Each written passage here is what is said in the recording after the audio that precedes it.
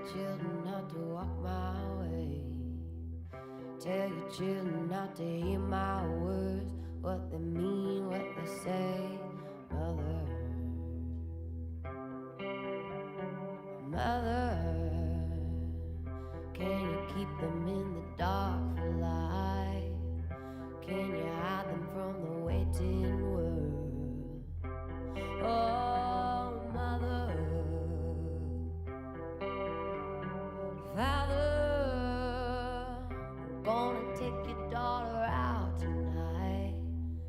Gonna show her my world, father. Not about to see your light, but if you wanna find hell, I can show you what is high. Till you're bleeding, I'm not about to see your light, but if you wanna find hell with me, I can show you what is. Mother, tell your children not to hold my hand. Tell your children not to understand. Oh, mother, oh, do you wanna bang heads with me? Do you wanna feel everything? Oh, father, I'm not about to see your light, but if you wanna find hell with me, I'm gonna show you what it's like. Till you're bleeding, I'm not about to see your light, but if you wanna find hell with me, I'm gonna show you what it's like.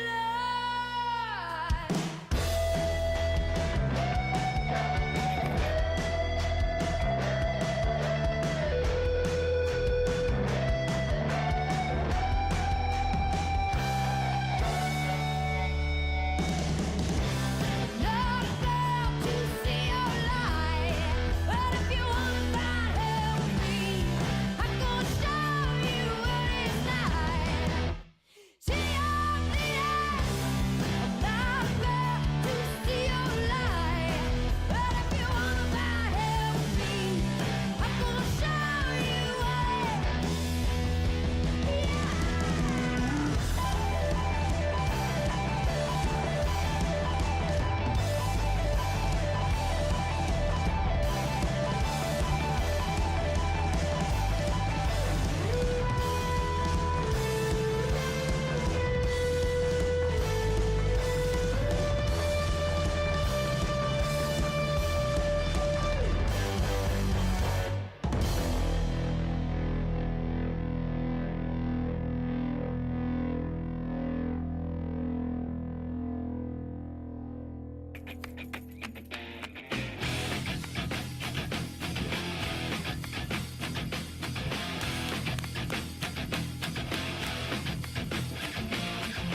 Waking in sweat again, another day's been laid to waste in my disgrace. Stuck in my head again, feels like I'll never leave this place. There's no escape, I'm my own worst enemy. Life given up, I'm sick of living, wishing nothing you can say. Take this all away, I'm suffocated. Tell me what the fuck is wrong with me. I don't know what to take. Thought I was focused, but I'm scared. I'm not prepared.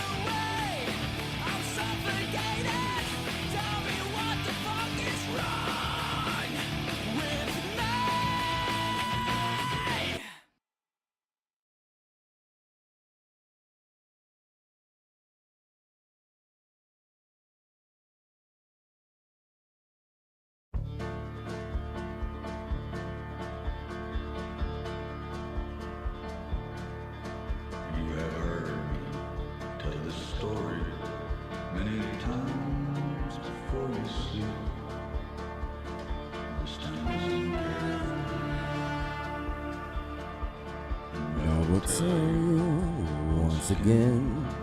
This time understand that what I'm telling you, every single word is true. You need to know. Alright, enough of that. Good morning to ToborPrime, who is my Prime member that I want to see this today, and you'll be working with me as we explore your game and give you an introspective on what it looks like to a consumer like me. And good morning to anyone else out there, and if you're watching this pre-recorded, then ToborPrime, you'll see his name in the chat many times.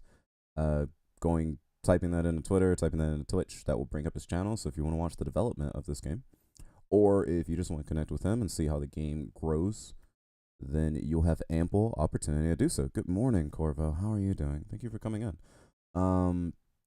And the game that we were playing today is called Savage. I almost called it the Gosen Shard. I might have to vote to get the title changed or something. Good morning, Mudu. How are you doing?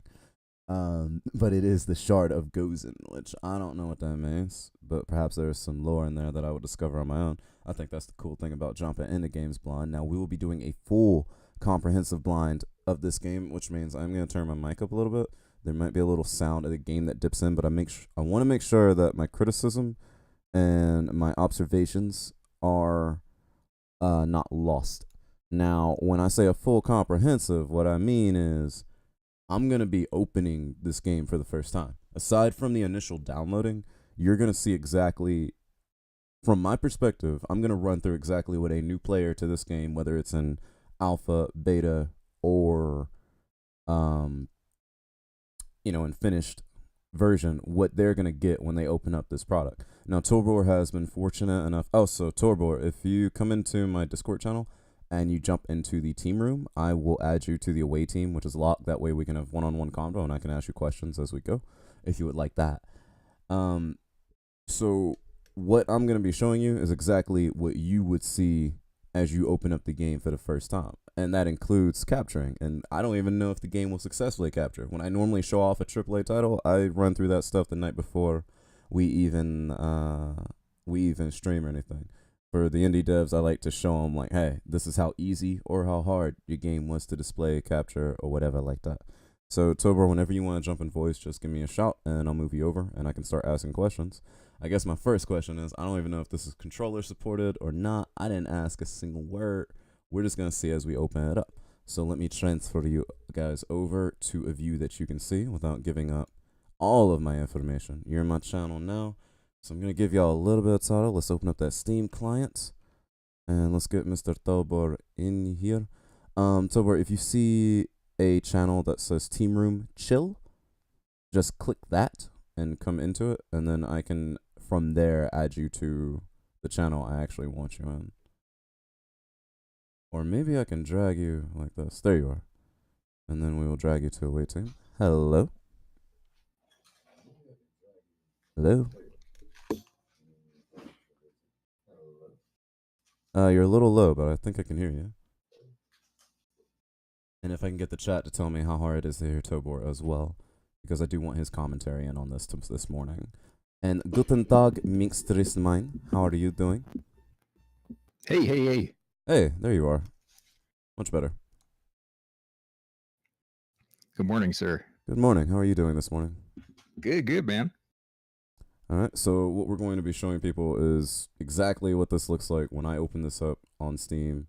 And you've been fortunate enough to actually have your game hosted on Steam, whereas a lot of indie game devs, they're like, you can download from my website. I'm still trying to get the green light and everything. How have you already gotten through that far of the process? I did go through Greenlight, actually. Okay. Yeah, it took about 8 months or so. I did a Kickstarter and a Greenlight, and I kind of did them at the same time. Okay.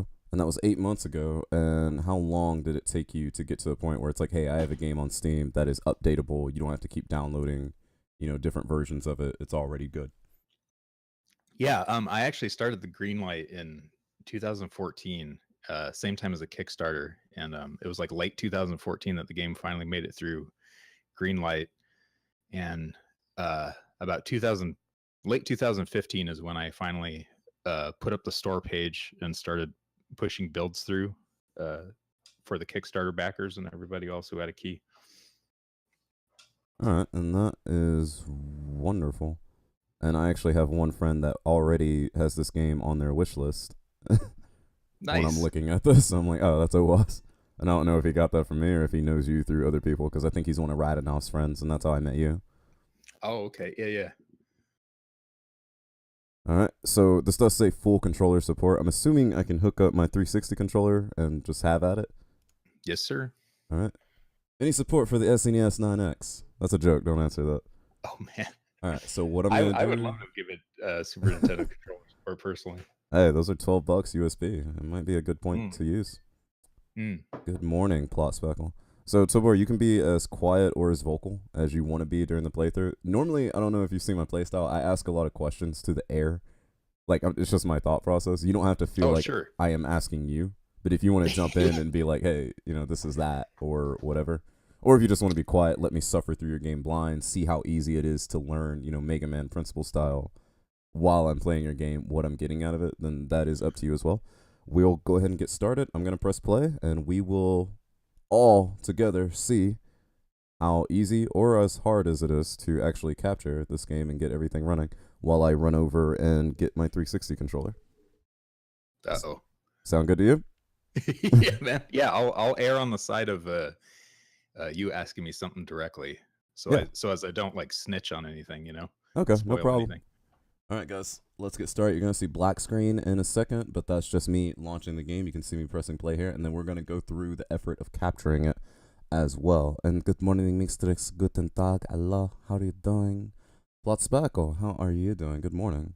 At any time you guys feel, hit exclamation point indie, and as with other indie game dev stuff I've done, information on the game's developer's website, or at least like their Twitch channel if they have one, their Twitter. I always set up what are going to be like the two best avenues, and I believe for Tobor I put his Twitter as well as his. I didn't go directly to his site because on his Twitter there's a link to his site, and then I put his Twitch because he does show his game development live in action for people to actually see how the game is progressing, and I think that's really cool.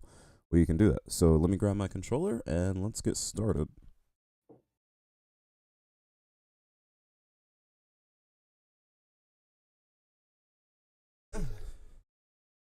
Alright, game is opening up for me, but I don't have anything on capture quite yet. You guys, oh, hello, that's already capturing, but that is a display capture. Display capture is a backup. For those that stream, you guys know what I'm talking about. It's not something that you want to really depend on. One, it takes up a lot of your CPU when you do display capture stuff. So if you're already running kind of low on assets, like, that's not the way you want to capture a game. The only times we default to that is when we can't get an actual game capture because as an executable file and display file, normally with a lot of your Unity or your RPG Maker stuff, cheaper stuff, it doesn't hold an actual presence that your OBS, your XSplit can find. And that can be a problem on its own that sometimes, most big developers not going to be an issue, and if it is, they're not going to fix it. When it comes to these actual indie devs that, we actually talk to and, try to help out, and they try to help out. So we like to see that stuff very seamless. So here goes our game capture for Savage. Let's bring the game back up, and let's see what comes up. All right, looks like we have a successful game capture. Now we're getting a little bit of clipping because it looks like the text right now takes up the entire screen, and I actually have a little bit of the screen off center on the frames because I like to create that little TV effect. So just to make sure we don't lose anything, because I have in some indie games lost a little bit of data where a life bar was kind of like off center or something like that. I don't want to lose anything for you guys. So what I will do is move this around. It'll make the screen look a little bit smaller, but again, I'd rather we not miss anything today than, have the perfect display. I like full comprehensive showings because sometimes, like I talked about with authors, but I'm sure it applies to game devs too. We talked about this issue of, as you develop something, you get deep, you go into the engine room, you keep working on the engine, and then you need someone else to tell you like, hey, engine's looking great, but you're also missing like a whole hole. Also, if you look at my Xbox 360 controller, it's got the little end on it. So for those that don't know, this was made on the Xbox because the Xbox was so huge that they had to make sure that if you pulled on the controller, it didn't pull the whole console down with it on your head or something like that. So mine is disconnected at the moment and is not actually a USB. Now, if you have one of these that interfaces with your PC, kudos to you, but I am not so advanced. So let me find that other end.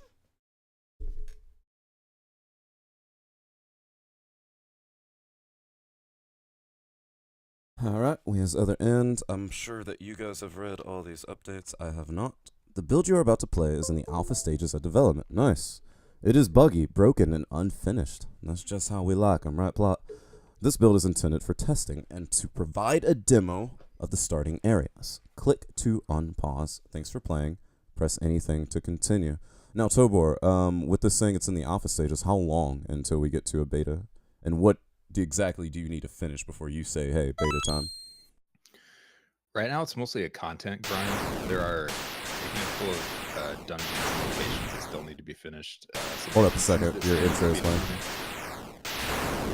I didn't know your intro was going to have so much lightning. One sec. I was like, your voice is unhearable. Now, that was a cool intro. That took me back to, like, some Genesis type sound effects. Yeah, there's a lot of retro heads that specifically cite the Genesis. Yeah, I can just hear the bits in my ears right now. Alpha 7.0, Planet Tobor, and PlanetTobor.com is where you can find this game. Savage, the Shard of Gosen. Am I saying that right? Gosen? Or is it something else?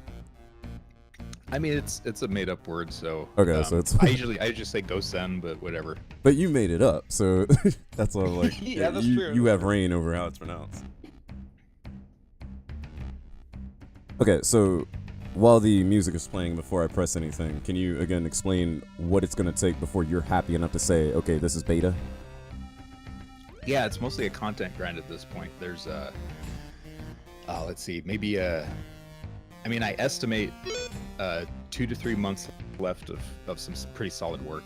Mostly more level design, more weapons, armor, shields, stuff like that. Right, stuff that we see working on your Twitch channel all the time on. Yeah, exactly. Okay, that is very fair. Also, I noticed that you have this like unpause system, which works great with the Alt tab. That's something I'm very happy about as a streamer.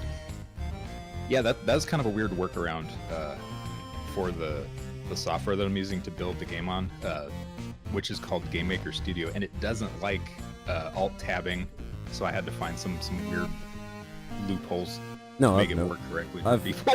Yeah, I've noticed that with a lot of Game Maker and RPG Maker stuff. So like seeing like, oh, okay, here's a little provisional something that someone did. I'm like, okay, this is good. I like that. Yeah. Excuse me. Here, one sec. I'm gonna turn your volume up just in case I need you. That way you can actually come over the game because you actually have a lot of active sound design in this game for what is in alpha states. Normally I boot up in alpha and like the game is super quiet. Oh, on that too, real quick, in case your sound effects and music sound too loud, there is an options menu where you can tweak. Oh yeah, we're music and sound about to effects go levels through if you all need of your to. options. That's always one of the things I like to go through. So we're in your options menu now, and I see game options, which we'll leave for a second. We have setup and controls, which as you guys see is both keyboard and mouse and gamepad friendly, and both are configurable, which is nice because sometimes people stick with the controller and they don't give you the same amount of freedom that you would with a PC for good and bad reasons, but most of the people playing these games will be fine with it. We have full screen support. Oh, borderless window. Wow, really? You know, I'm taking that. Now, with a lot some of this might not work 100% just yet. Okay, well, that's what we're testing. We have weather effects, water effects, shadows all on. We'll leave them all on. Resolution 920 by 1080. Y'all know that's how I like it. For those that don't understand why borderless window is a nice thing, a lot of people game while they're doing other things, watching sports, watching streams these days, watching Netflix, whatever it is, and they like to be able to move their mouse over, kind of alt tab without breaking their games. For those of you out there that stream or who have watched streams or people have broken their streams, borderless window is really important. Now, with a lot of AAA titles and stuff, excuse me, particularly like FPSs, when you do borderless windowed, it's going to lock you out of certain like frames. So most people like to play in 60 frames these days when they're playing something like Overwatch or Rainbow Six Siege. When you go borderless window, it locks you at 30. Tobor, does this game suffer any lockouts for borderless windowed, as you know, kind of retro as it is? Lockouts. Yeah, I'm not sure. anything that you lose when you go to borderless windowed. I mean, it's I don't not think so. typical for this. Okay. But like I said, I don't know that borderless window is working 100% right now. So Okay, well, we'll see you in a second. It looks like it's working to me. I have my mouse going in and out, and I'm able to jump into chat. and it drops Right the on. game away, but it still gives me freedom of movement, whereas the locked-in mode did not. And then it still hits Okay. your pause system, so that's working enough for me.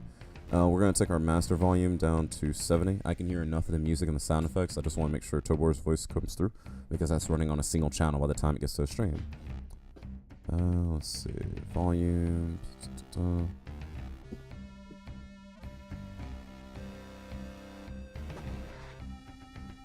Notes. Put that back. About 80. Turn my headphones up. Save changes. Always like save changes because that just confirms to the player. Blood and gore. Oh, yeah, blood and gore options. That's good for the kiddies. HUD style quest or classic. Now, what is the difference between quest and classic? Classic is going to be more of a somewhat inclusive design. Like it'll show you stuff that you don't need to bounce back and forth between the inventory menu. You know, like how many keys you have, how much gold you have. The non-classic is more of a streamlined look, like a more modern, what you'd see in like a Super Nintendo Zelda or something. Okay. And it shows you like your weapons and items and your health, and that's pretty much it. Works for me. Windows style, we only have one at the moment. That's quite fine. Medium dialogue. And you know what? Because of the nature of this game and how it's coming off, I'm going to take one moment. I'm going to take us out of the games and demos section, and I'm going to push us into retro section, because I believe like your target market is right in there, just from what I'm experiencing from the sound of this so far and the looks. Hey, yeah, right on, man. Alright, so we're going to start a new game and see where it leads us with my little Xbox 360 controller. Enter thy name, warrior. So we have kill here as a default. What is my back? Alright, B, and then let's take it up. And I've actually been listening to a Silent Circle podcast for the past few weeks, and I have been quite inspired to name all of my characters Florida Man. Though we are out of space here, so we'll just settle for no symbols. So wait, can we make it No. Oh, I guess I'm FL now. I was gonna be FL Man, but I did not understand what I was saying here. I'm also realizing that this is actual music and not just a version of Linkin Park stuff done in 8-bit. Which is what I thought you were listening to the entire time you were making this game. I did not realize, like, oh, this is the game music. Oh, no kidding. Yeah, I don't know if you know, like, Across This New Divide, like, that's what this sounds like from the Transformers movie. Yeah, I'm not familiar. I have to listen to it now and see what it is that I probably stole. Hey, as long as it's an 8-bit, it's okay. So we picked up our first few items and we've seen our few controls. Let's see how easy it is for just a regular gamer to find everything. So we have an items menu, keys, something for hands, I'm guessing gloves, weapons, hunting spear, and a plank shield. I'll take both of these. Back out, quit. Now remember, I'm playing this blind, so if you see me going through the controls, I'm just using what I know from other games and what I'm comfortable with. Now if we hit equip itself, we can actually see what we have equipped and then hit our hands and then go into the armor and items or whatever we have. So that's a little bit different. So that gives you two ways to approach your stuff, which I like that amount of versatility, because sometimes you don't want to sift through your items. Sometimes you just want to go straight to the arms and say, what weapons do I have? So I have a positive response when it comes to that type of stuff. Our back button is our pause menu. Our start goes to inventory. I'm fine with that. Y seems to be my shield hand, and I get a little bash. X seems to be my spear. Looks like we do have directional attacking. And directional applies to in air as well as the shield bash. Let's see. And we have a little in-game, I suppose these are stone tablets that are teaching me about the game itself, as far as controls. But I never read those because reasons. But no, they're good to have in games. Now I'm guessing this dude is not my friend, but let's approach him. Yep, touching him, lose health. Now, it has been in some games where I aesthetically don't like the whole, hey, get damaged, but, oh, Now, I'm just like reflexively stabbing this dude's body to try and get stuff out of him. Would I have gotten that stuff, Tobor, had I not stabbed this dude's body? Like little extra stuff I picked up? Yeah, they have like a main item that they can drop, and then they have maybe some extra goodies sometimes if you use their corpse as a pinata. Okay, so if you hit them, you actually come out with a little bit more stuff. Yeah, and it also depends on the damage type of the weapon that you're using to hit the corpse with. Like you can skin some corpses, and then you can also break their bones to get different items. Wow, that's very comprehensive and deep for a 2D side-scrolling game. Hey ToborPrime, how are you doing? Welcome, and here's one of your indie dev brethren that I've been trying to hook you up with, ToborPrime. And we're playing his alpha edition of this game. Now, Tobor, I'm about to test... Oh my gosh, okay, your game just passed my test of 2010. So, I don't know if you're watching the stream and you'll see what I did there, but I just hit my mouse, and I watched all the controls in your tutorial instantly switch over to keyboard and mouse controls. So I'm seeing EQ mouse wheel, and then I hit a flit with my controller here, and suddenly we're back to controls. That is something, I think the first time I ever saw that was for Spec Ops The Line PC version, and ever since then I've looked at every game that has controller support on a PC game, and I've been like, if it doesn't do that, like, it's not good enough controller support, in my opinion. Yeah, no, I was really excited when I got that to work. Yeah. To be honest. The fact that you have it so seamless, you're beating out a lot of AAA games in terms of that accessibility right now. There's a handful of games that I've seen where I can be on the keyboard and mouse, flick a switch on my controller, and all the buttons will switch over, and that is perfect. And yes, it is absolutely indie time. Alright, so we've learned that we can hit corpses to get a little bit more goodies out of them. I'm guessing I have a few wounds, but I have some food. I'm going to leave that alone. Did we get anything else from him? I don't believe so. Oh, I will wait. say that you did pick up a suit of armor. Yeah, I saw the hide clothing. I will say I was a little confused about that. I thought it was an option because I was like, hide, like leather hide. I thought it meant like hide clothing. I'm like, well, I don't have any clothes to hide. Got it. Yeah, they're like half of everyone that plays this is like, did I just accidentally like toggle a weird visual option? Yeah, hide clothing. Especially after we saw your dev stream from yesterday where the guy was naked, and I was like, oh, I guess I'm hiding my clothing. And yeah, Braj, the animations look on point, and if you hit exclamation point indie and go to his Twitch, you can watch him work on the animations. It's beautiful work to see how this stuff comes together. Alright, so we have an info tab for each item. I'm guessing that gets deeper and deeper as we go. Strips of animal skins and fur crudely stitched together. Wonderful. Now, how did you choose this font? Did you develop this on your own, or did you buy this, or is this like a free-to-use font?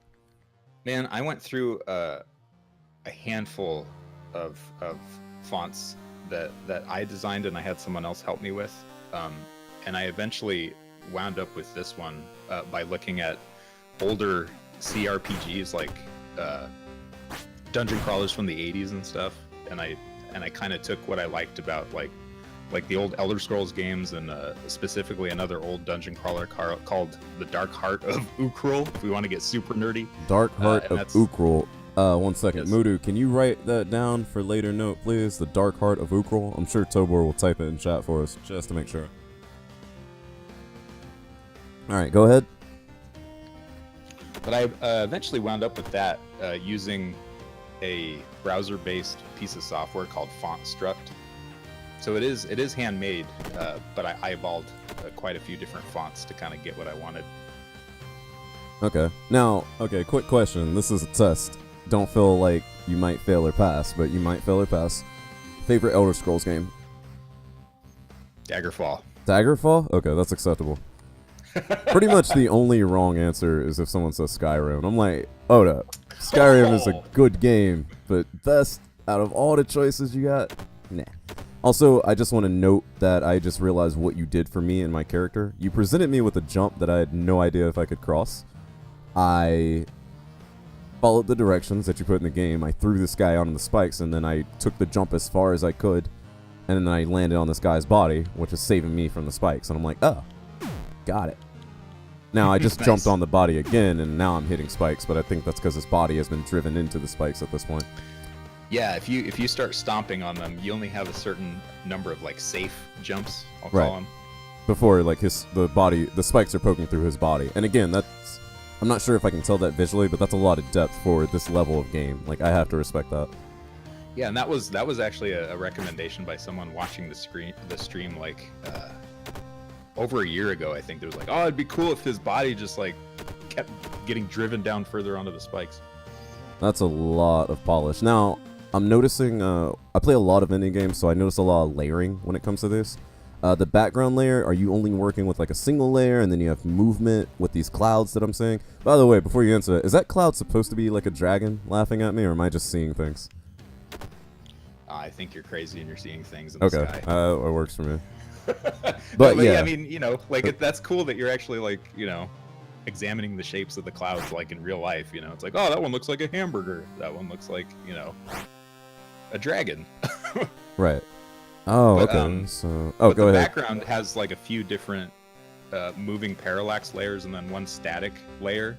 And then there's also another sort of ambient layer that deals with like the time of day lighting and has like the sun effects and the rays and everything and the moving clouds. Yeah, So I was there's just about to at ask least, you like, about 8 these. layers or so.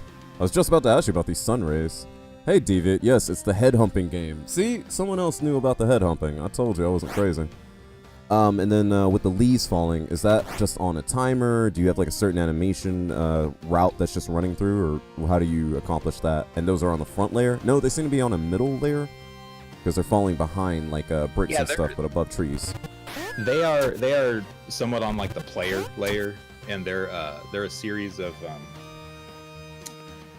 regions that fire off particles randomly, depending on the season. There's also a seasonal system, so it'll change from like fall, summer, and then a hybrid of spring and summer, and you'll get different particle effects depending on what season it is and the weather situation and all that. Yeah, Deviant is complimenting your arrow physics. I'm learning about my shield and how it works and how it locks my perspective. I am loving this so far because you look at a game like this and you remember what was on the Genesis and the SNES and stuff like that. You don't expect it to have, like, you expect a lot of people are coming out with retro games. There's everybody and their mom, but, you know, some are good, some are great. I have to say, just from a mechanic standpoint, this has, like, all the modern implements of, okay, here's a retro style game that has today's decisions and mechanics in it, and I'm absolutely loving this. Just the fact that I can change where my shield is pointing right now is, like, I'm actually very, very impressed. Oh, thanks, man. Now, you said randomly for these leaves. Are you telling me I'm getting procedurally generated leaves right now? I mean, yeah, I guess you could call them procedural, but yeah, they're mostly on a randomized timer. Okay, so it's not No Man's Leaf. No, it's not No Man's Leaf. Yeah. Okay, and I just realized how smart your little Millions of archer undiscovered leaves. is, dude. For those of y'all that aren't noticing, if I give my front to this guy, like I give him my back, he shoots the arrow straight at me. If he can't get to me because I have my shield up, he shoots it over my head to try and get it. This guy is... I've been 5 minutes into this game. I've already encountered my first smart enemy who is trying to out-maneuver me because he knows he can't hit me if I have my shield up, so he shoots one over my head. That is wonderful. Thanks, dude. And don't worry, you will run into your variety of stupid enemies also. Right. Now, do I get his bow, or is it too early for that? I will. I'm going to try not to give away too many spoilers, but I will say that there are not bows and arrows, but you do get access to ranged weapons. Okay, so there will be range as an option in here. Yes. Alright, now me smacking the body around, I can get a little bit of loot and stuff from that. But if I break them Yes, up, sir. then I get something else, correct? Yes, sir. Alright, and that's where... Oh! I just realized something. That guy wasn't carrying meat on him. That is his meat. Or is it? Am I carrying around people meat right now, or? Oh, well, I mean, you could consider them like that guy was just carrying rations or something. Okay. I was like, am I eating people? I was like, this game has cannibalism. However, it's funny that you bring up some of that morbid stuff because, again, not to spoil anything, but once you start experimenting with the different weapon types and the corpses, I think you'll be pleasantly surprised. And we have our first death. I was trying to do the jump head Mario stun Goomba thing.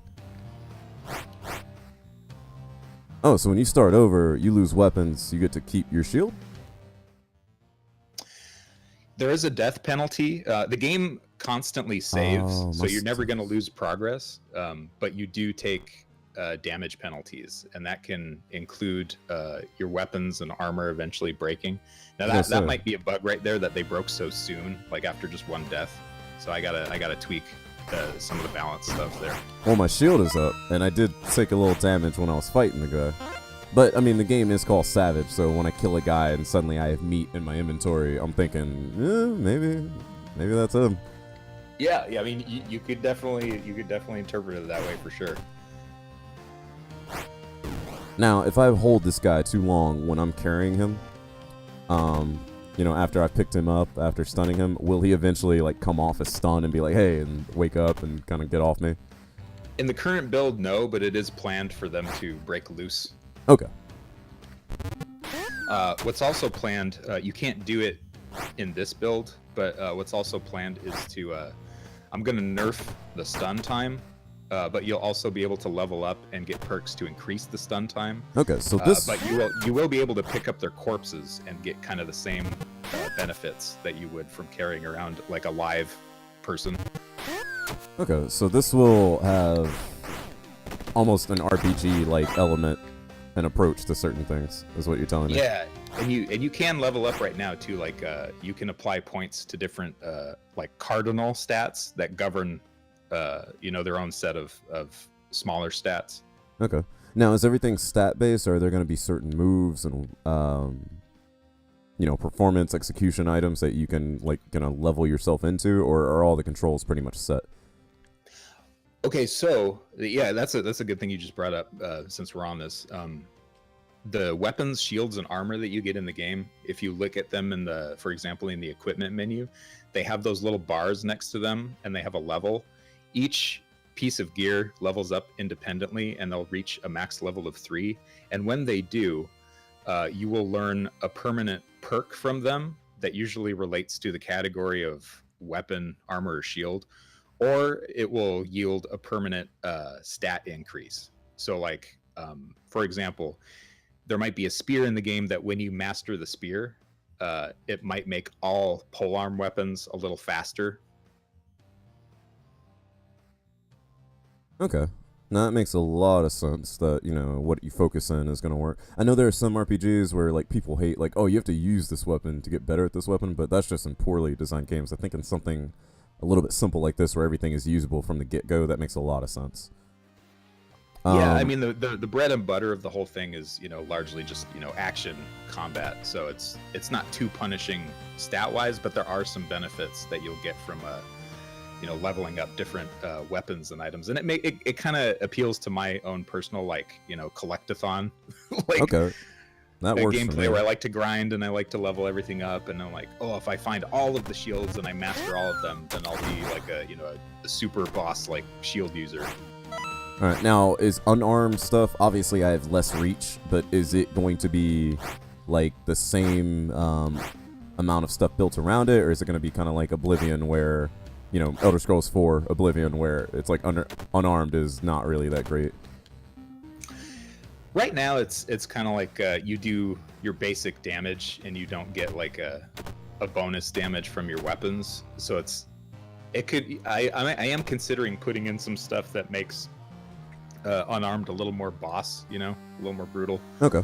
But as it stands right now, it's like how you put it, like kind of Oblivion, where it's like, you don't have a weapon right now, so you're kind of... Right, if your weapon breaks, you have a good backup that you can level up, but it's not going to be what you want to depend on.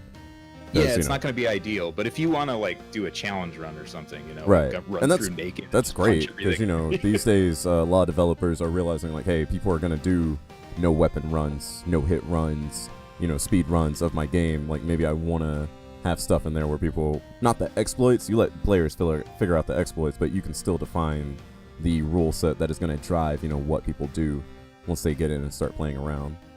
Yeah, exactly. There's some very clear parameters, right? It's like, okay, if I'm naked and I don't have a weapon, I'm probably not as effective. Right, now this shield bash thing. Oh, before we go on, I want to note, whenever I'm pausing and I'm getting that gradual decrease in sound, it just goes to the background instead of cutting out completely or doing that Mario style. I am a big fan of that, especially as a streamer. Sometimes I need the game to like come down a little bit, let me talk, and then go back to the game kind of deal. I'm a huge fan. And the fact that when I am, pausing on my controller, I have my mouse cursor, and it sometimes is a lot easier to get through my menu with my mouse cursor and then go back to controller to playing. And I have to say, I've been holding off on a new controller purchase, but playing this is going to make me want my old D-pad, which is actually like an SNES style D-pad. Oh, and Top Brush asked, he said, in regards to your leveling up system, he was like, did you come up with that yourself, or did something else inspire it? Oh, the leveling up system. A lot of it is, kind of rooted in a lot of the Elder Scrolls progression stuff, where it's like, Wait, pause real quick. I just found your dodge mechanic, and I just want to note, like, that is life changing for me. I played. You get a kick out of it. Yeah, I don't know if you ever played Hard Reset Redo or Hard Reset. I played that game for about 10 hours, got through 2 boss fights, did not know there was a dodge mechanic until after. Hard Reset? Yeah, it's an FPS. You're very slow moving. It's almost like Doom or Serious Sam style of FPS. Lots of enemies coming at you fast. Lots of things charging at you. You get into some boss fights. Cool. I'm looking at it right now. Yeah, this looks awesome. You get into boss fights with big giant robots. I still have some VODs up if you want to check it out. I didn't know you could dodge, and that button was also your sprint button. So without me knowing that, I got through like half of the game, like That's taking impressive. damage, just tanking stuff, and I was like, man, it would be great if I could like get out of the way or something. And I was looking at like the menu. The thing is, if you just press the button, it does nothing. The button only does something if you are going in a direction and you hit the button. So, when I'm sitting there pressing buttons like I would in your game, like, if I'm not reading your directions, totally ignorant gamer.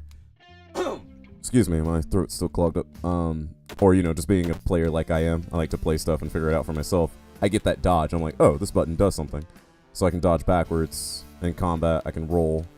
I'm guessing the roll allows me to get around enemies, but I'll experiment with that later. You don't have to answer that. Hello, Tom, and hello, Pinto. How are both of you doing? Hit ! Indie if you want to know more about this game. This is an indie game in alpha development called Savage, the Shard of Gosen by ToborPrime, who is in the chat with us. So yeah, the fact that you have some sort of visual register, aside from the tutorials are great, but the visual register and like saying, oh, okay, this does something for me, like that's a huge deal in my opinion, as far as presentation goes. Yeah, and I wanted to, set up some scenarios here where they'd actually be useful, Right, and I didn't get that one perfect. I ended up on that guy's backside, but I'm seeing where this dodge is perfectly in line with this guy's his I don't know what the technical term for it, but his range of attack. And hello, Retrograde. Tom, who is a partner streamer, I've been with him since he was partner. Tom is a really cool dude if you haven't hooked up with him. He's a retro lover. But he asked, is this made using an engine like Game Maker or something else? And you already answered him, Game Maker. I just want to make sure we're getting it on the audio and not just the video in the chat. Yeah, for sure. Yeah, this is Game Maker Studio. It's the 1.4 and not the Game Maker Studio 2 that they recently just released. This is the older one, the older model. But if you would pause a little bit, we just hit your story point where I'm seeing a town on fire. And I have to say, and you're well aware of this as a retro game lover yourself, and Tom is, and Mudu, everyone here that plays old games. Back in the day when you didn't have voices for everything, all you had was the dots and as the dialogue.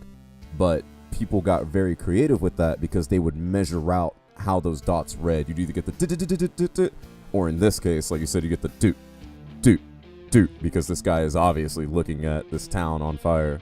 And it translates so much to the player, and you as a developer decide, do we keep the music running during that?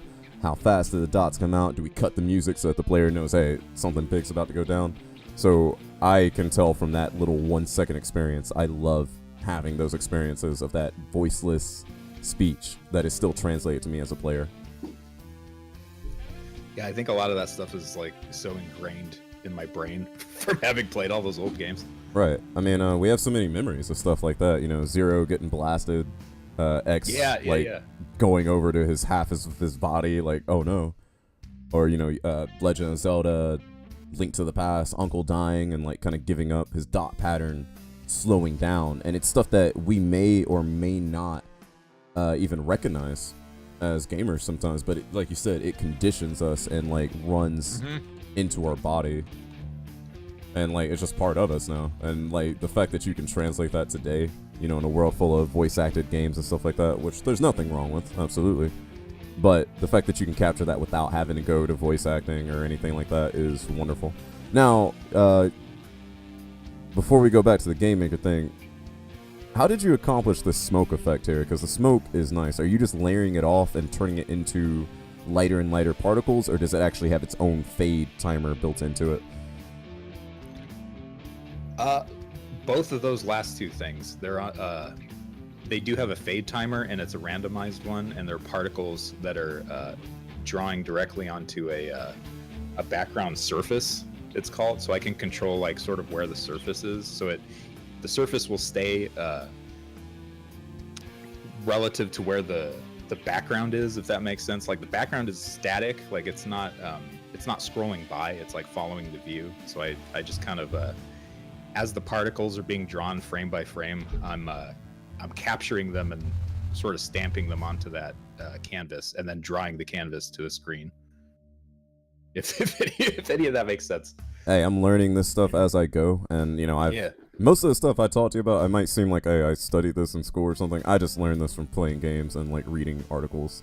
So like when you say stuff, I'm like, okay, I'm learning it from the perspective of someone who did it, and he's not explaining it to me in theory. I'm looking at his work right now. So that's important for me, as important as for the broadcast and the capture, where, you know, some of us might be sitting there like, I don't know what he just said, but okay. But the point is that it's out there, and I love to get your explanation for things. Now, before I go more into I didn't even know like what I was doing until I had to actually like explain it. You know? Right. It's like, well, I did this. You know, there's a lot of people out there, whether it's shooting, crafting stuff, engineering, game making, they might be able to do it, but explaining it so that people understand what you're doing is a whole nother story. So I totally get that. Yeah, like YouTube and Google have been my best teachers. Like, just like look at how someone else did it. I'm like, okay, I think I can, you know, steal some information from this and apply it to Savage. Yeah, and now you said YouTube and Google. Do you have a formal education, game design, or anything, or are you self-taught? Self-taught. That's right, kids. Don't give all that money to Full Sail. For better or worse. Yeah, for better or worse. But the whole point is, and I've looked into this myself, even if you want to teach yourself on a program, there are free computer science and game development programs that you can go teach yourself from institutes. They just have the information out there. You don't need to put all that money into Full Sail and whoever else is trying, you know, to be the next game developer school of the world. So, you know, don't let money hold you back. You're seeing a good product put here from somebody who just learned this stuff on their own. And I'm just reading through text and letting it play. Normally with this stuff, if I was playing, you know, regular game, AAA game, if there's no voice, I'd be reading it myself for stream. I just want to let your dots run because, like I said, the dialogue, that old school, I call it NES or SNES style because that's what I grew up with in my era. But I guess, you know, maybe it was Genesis as well, is that the dialogue speed and what comes up is important. And your use of ellipsis. I don't know if you could tell with my emails or with my messages. I use a lot of ellipsis or ellipsi, I suppose. Yeah, no, so do I in general, sort of even like texting conversation or whatever, you know. All right. Now, Mudu asked a question. I'm not sure if you caught it. He's saying, are there any combo mechanic styles? I'm guessing like he's saying combos in the game. Or is that not a thing? No combos. No combos, right, Mudu. Yeah, I wanted to try to keep each weapon swing and weapon type and, you know, weapon category and everything. I wanted to keep them like pretty pure. Also so that it wouldn't be such a crazy amount of work for me. But too, like I had this idea of pause real quick. Yes. Sorry, we got an alert, and I don't know if people can hear you before that. Yes, ellipsis is top brush. Shooter Q over retrograde Tom. Only in private, Tom. Is that true? I'd say we're about equal in terms of stature. I'd say I'm a little bit more fit than you. I'd say you're smarter than me, and you have a family. By the way, Tom, how is the little one that's on the way? How much longer are we waiting? And thank you, Sonny, for your host. Sorry about that, Tober. I just wanted to make sure. Now, before I forget, I'm noticing, and this is part of conditioning from games I've played over the years, when I'm hitting start and I'm kind of wanting to get out of my start menu, sometimes it's letting me out, but sometimes, like, if I go to the equip menu and I hit start, it's pushing me deeper into the equip menu instead of letting me out. So I don't know if that's a consideration, like, you think about that type of stuff. I think about that stuff all the time. Usually, you know, A is forward, B is back, and if I hit start, it's like, let me out of here. So I'm noticing that, but that's not a criticism. That's just like, you know, hey, I'll adapt as a player. Oh yeah, no, sure, I get you. I think there's some leftover code that I haven't refined yet. Like, it used to be that start was always like, I had it paired as a confirm button, like along with A, and but yeah, there's a bunch of junk in there still that needs to be cleaned out. Oh, thank God for no fall damage. Holy crap. I thought I was going to grab onto this tree because I thought it was in the layer. It's in the background. I was like, never mind. Thought I was about to have a platforming section here. I have to say, I remember you saying in your build that, you know, there was a time where there was no climb mechanic. Yeah, the ledge grab. Yeah, now I'm seeing that, and I'm like, woo. I'm like, okay, Metroid Zero mission, let's go. Like, I'm loving it. Now I just experienced my first time of day shift. My sun went orange, our light dropped out. Is that on a timer the entire time you're playing a game, or is that triggered by you going to certain sections of the game, or what have you? Now, what you just saw is more of a cinematic thing, where it's like you're getting closer to the burning village, so I kind of reddened everything up. Oh. But the time of day shift will happen when you, well... Oh, spoilers. You've seen the stream, yeah, where you hit a certain... yeah, you can let that go. We'll get there. Yeah, I will say that in the 2D platforming sections, time of day is static. Oh, up and down, lost life. Or was I supposed to? Oh, this is one of those game dev hell things. Tobor just game dev'd us here with one of those supposed to die moments, but he did in a great way.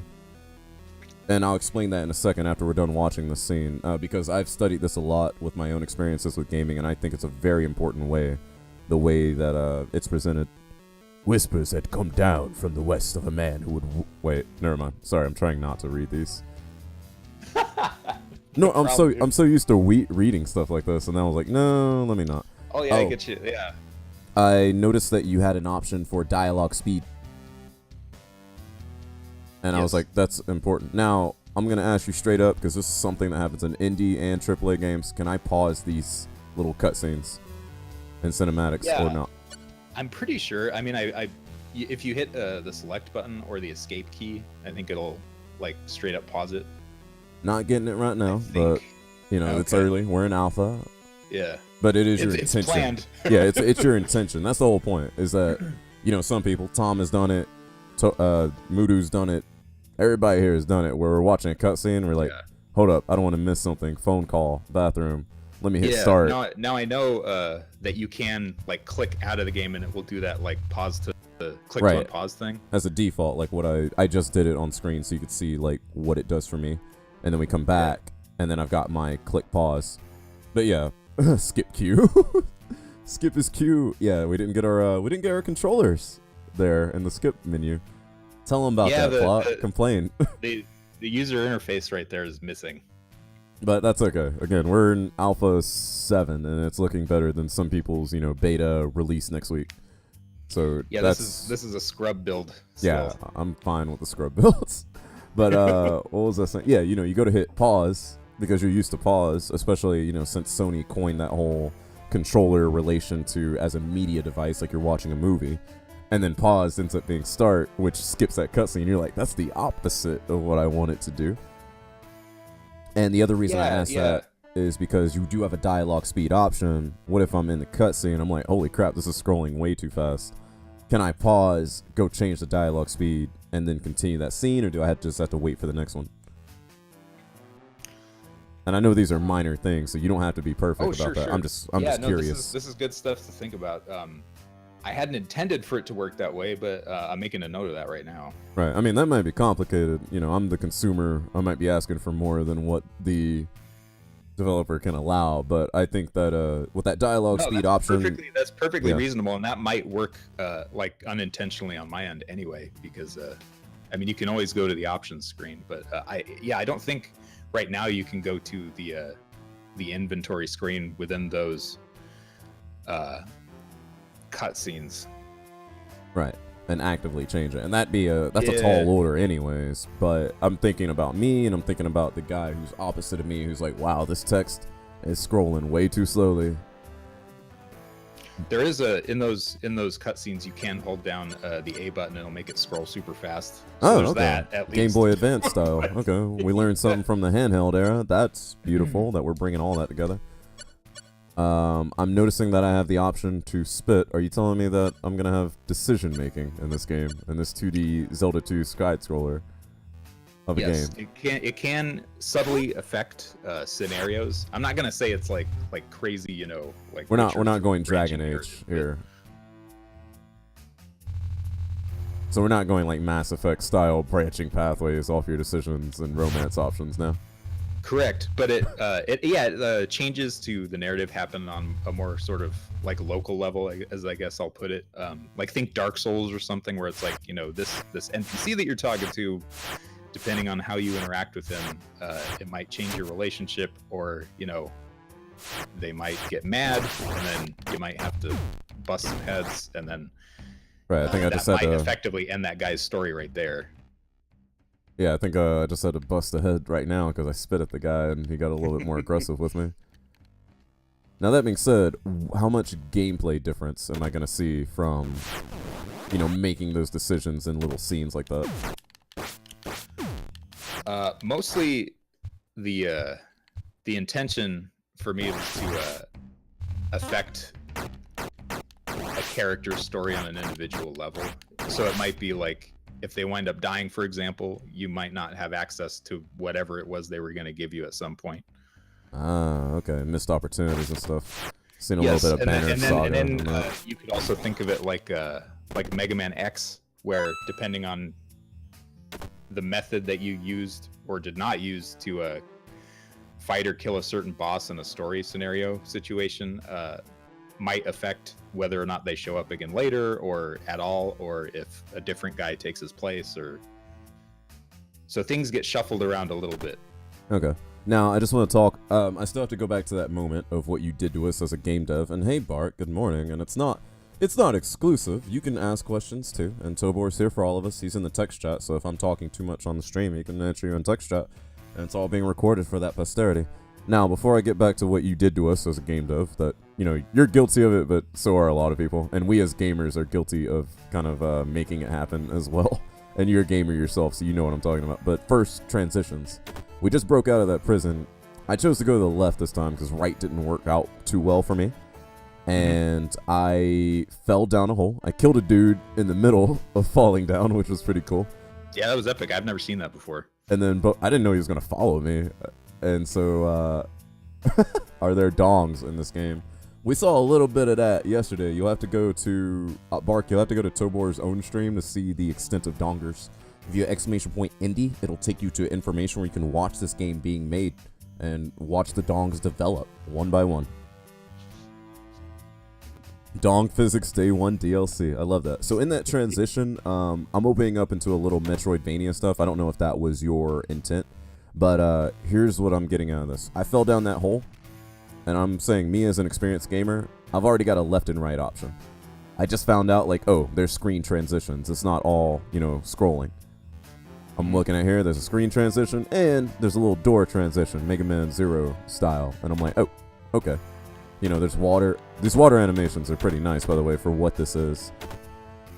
And so I'm seeing, like, how open you're making this, and I just want to make a note of that, because giving a player a non-linear path that's not, like, just an open world. We used to, I think as an industry, we're overusing the term open world, and we're applying it to, like, almost everything. But the fact that I come down here and I'm just looking at options, I'm like, all right, left, right. We just played Gone Home yesterday. You saw a little bit of that. I'm mapping out stuff in my head as a gamer, and I'm like, okay, where have I been? Where have I not been? And, you know, when I don't have a Metroid-style map, like from the newer Metroids, I got to go to, you know, Metroid NES style, and I'm thinking, okay, where have I been? Where have I not been? And just from this first option of seeing everything, I'm like, okay, I like these options. Now, if I had stayed up there and fought those guys, if I could have won and gone to the right, would have that opened up a different option for me, or was that just misleading? It would have, yeah. Okay, so there was another way to go. I could have fought, and I could have made it somewhere else instead of going down in this cave. Yeah, so there are like in addition to those little branching dialogue choices, depending on what you physically do as a player, can also affect who you may or may not run into. Okay. Character-wise. That's crazy. Now, that being said, I played a lot of games where you do that type of stuff. Are those the type of missable events that you're going to have to go through another playthrough to get through, or is that getting a little bit Correct. too deep into it? Okay, that is correct. I noticed that, and I don't mind that at all myself, because in my mind, that gives a lot of value to the game. I don't know if you've ever caught any of our Banner Saga streams, and I've talked to, you know, the mother of that lead developer. I've seen that lead developer. He's been programming since he was 9. He's like a chess master, and once you know that about him, you're like, oh, that's why your game is like so like far branching and stuff, and you have to go back and play to get stuff. Yeah. You're like, because you're a psycho. I'm like, I get it now. Okay, so game dev sin, you hit us with a scenario where we were gonna die. Was that the intention of that? There was no way out of there, or no? When we got to the village, or not going to die, but I was going to lose. That was a fight I couldn't win. Now, if you had gone a little further, Like gotten farther in that fight. right, in that burning village sequence, if you had made it a little farther in, you would have run into some story elements that you wouldn't have gotten otherwise, and that will also affect some dialogue later on. And there, I don't want to spoil anything for you. Yeah, no spoilers, not for me. And yeah, for other there people. are scenarios that you missed out on, but I will say that they do sort of end here similarly. Like, Okay. No matter what, you kind of get thrown in chains, and you know. Okay, but there were other things that could have gone on, and I have to applaud that, because, you know, we've all played games where it's like you jump into a fight and there's nowhere you can win, and the more we do that in games, the more apparent it becomes. I mean, you're watching a million Twitch streams where somebody's like, am I supposed to die now?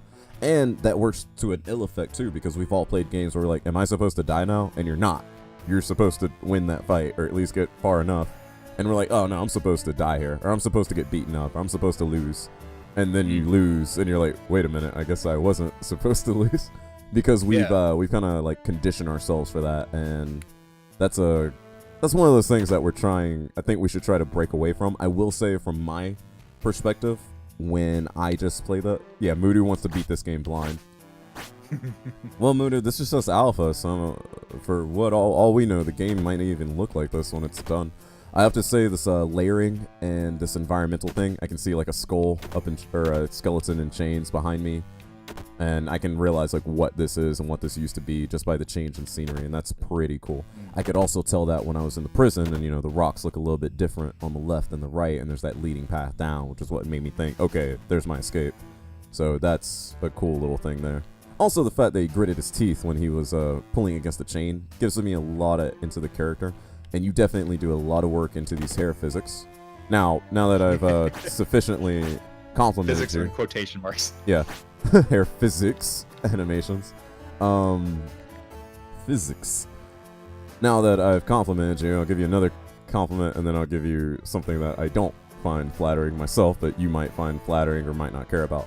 So, oh, hell yeah, hit me. in that scenario, I did not think I was going to die. I was presented with enough action in the game where it's like, here's some enemies you can easily beat. You can punch some of these guys out. You can jump on them.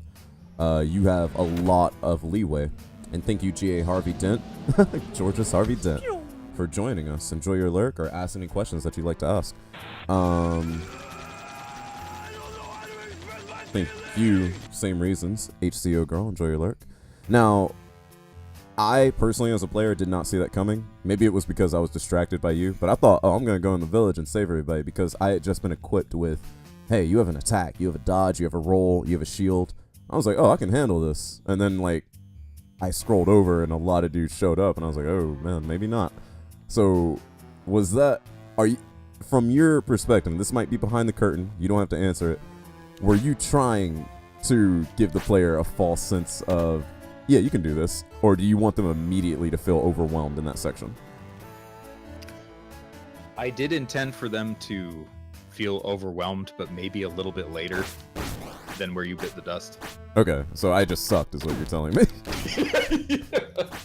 Also, these flying enemies, you can keep those. So if you can just drop those for the beta, thank Just you. forever and ever. Yeah, everyone here knows I'm not a fan of flying enemies, but I have my own thoughts about that, and most of it is sarcastic, so I'm not being super serious when I say that. That was just a joke. No bones about it, man. Like flying enemies, especially retro games, are just. I didn't realize enemies would respawn there. Whoops. Another gaming sin there. Respawning enemies. Take that out. Now, since we have spawned back up here after another death, I would like to go explore on this right side.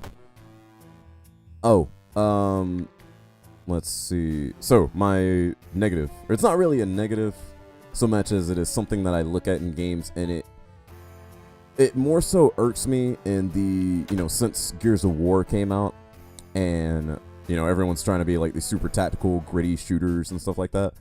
Not so much for these 2D games, but it is something I notice in a lot of 2D games because some of them do it and some of it don't. And that is sprite mirroring. So Sprite what? Mirroring. Mirroring. Okay. Yes. So like, for instance, I'm looking right now. I see my dagger on me. Great that you have the weapons on there. Dagger's on my left.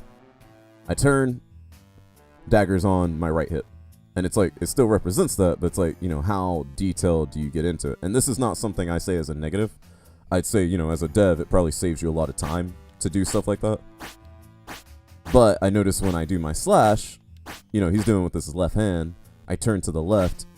He's doing it still with his left hand. I'm seeing his back. So it's not complete mirroring. It's just in the idle format. You see what I'm saying? Correct. So yeah, and you'll notice that more too when you have a shield equipped. Right, and I did before. I just, I wanted to wait to ask you. So, from your intention, how much do you care about that, and how much are you, you're a one-man show, right? Yes. So, how much of that do you care about as far as fidelity goes and what you're transmitting to the player, and how much of it are you like, yo, I need to save time, and this is realistically the best way I can do it?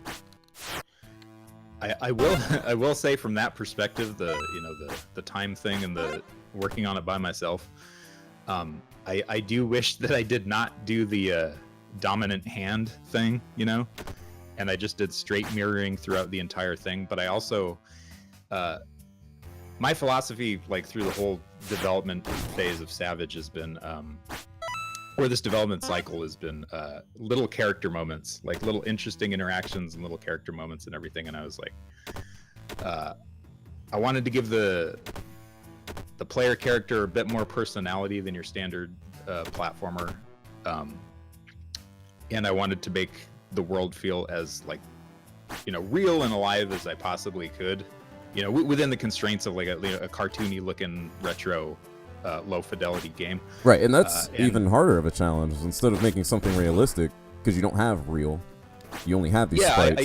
And you're trying to tell that same story.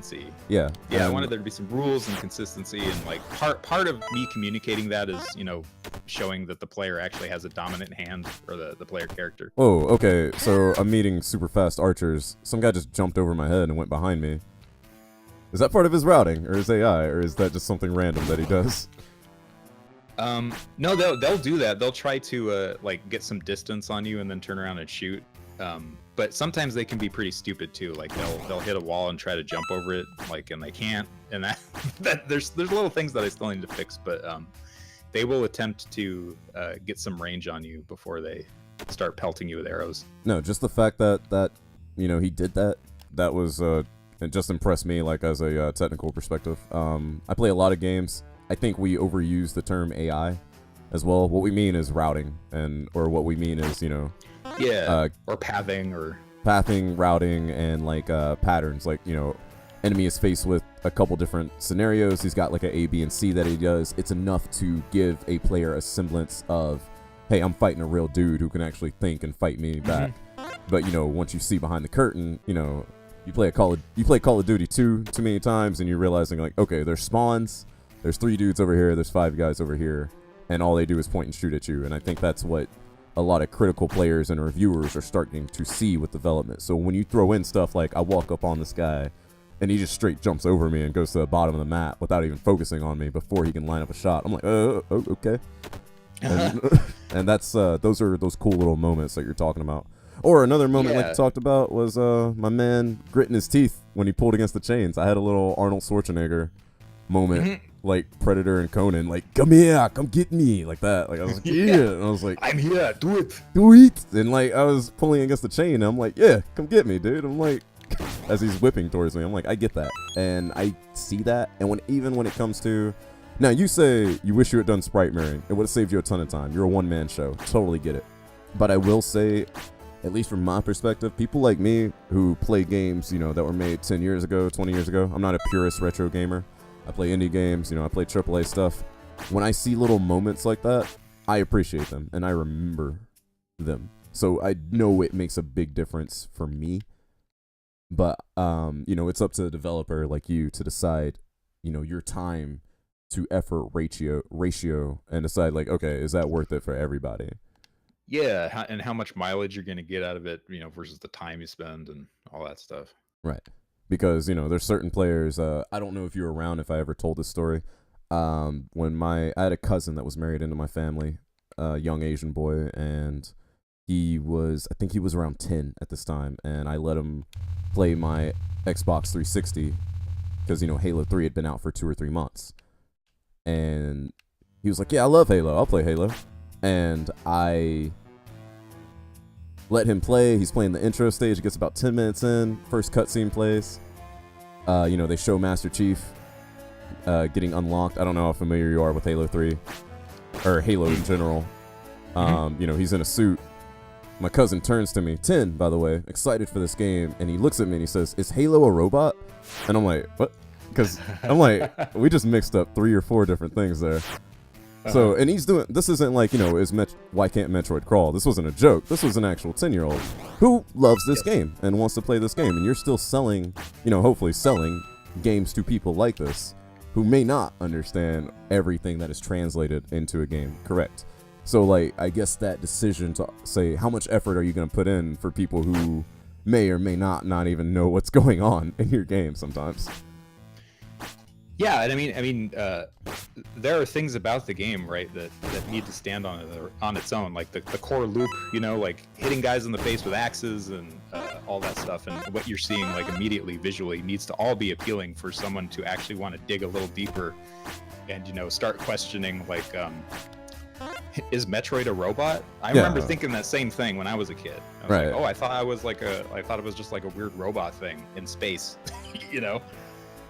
But it was because the character was so appealing and the environment was so appealing that I wanted to, you know, dig a little deeper and get more out of my experience. Right, and find out. And, you know, yes. I tell this thing all the time because this is, I think, like, we do have, you know, people who like to think about things. We sometimes develop kind of a elitist attitude towards certain things, and I don't like that because I come from the shooting world, and, you know, the more you develop an elitist attitude about stuff, the less you're going to get people in your world. And then when your clubs start dying off, you're like, oh, what happened? Well, you alienated everybody that was in you. So I look at games the same way. And you make it impenetrable for other people. Yeah, we don't want to look at people and be like, oh, you're a casual. You could never understand what I'm doing. So when on the same path of example, when I was in college, you know, another kid in the Army at the time, he was actually like enlisted, and then he went to a college side like I was. And Halo Reach was coming out, and he was so excited for Halo Reach. And he is talking about the multiplayer and the customization, which at that point had started following Call of Duty. And he started talking about the characters, and he was like, yeah, and there's like 8 different Master Chiefs, and you can make your Master Chief look like this and like that. And like, you're like, hold up. If you know anything about Halo, it's like, there's only one Master Chief. All those other guys are Spartans. It's like, this guy's obviously has no clue. But as excited as he is, that's a guy who's going to buy your game. That's a guy who loves the game. You don't want to alienate that guy and be like, actually, you know, it's like that. But I think, oh no! Yo, beta alpha tester checking in, error 123. Yes. Give me that. Give me. I want that. Oh no, I'm having flashbacks to SNES days now. I am so sorry. No, that's happened to me in old games. Maybe that's I'd say that was intentional, and that was part of the retro flavor. And now I got one Working of as your intended. right, yeah, to annoy me. And now I got one of your No, archers I want to sneaking do up away on with me. that thing. It's really obnoxious.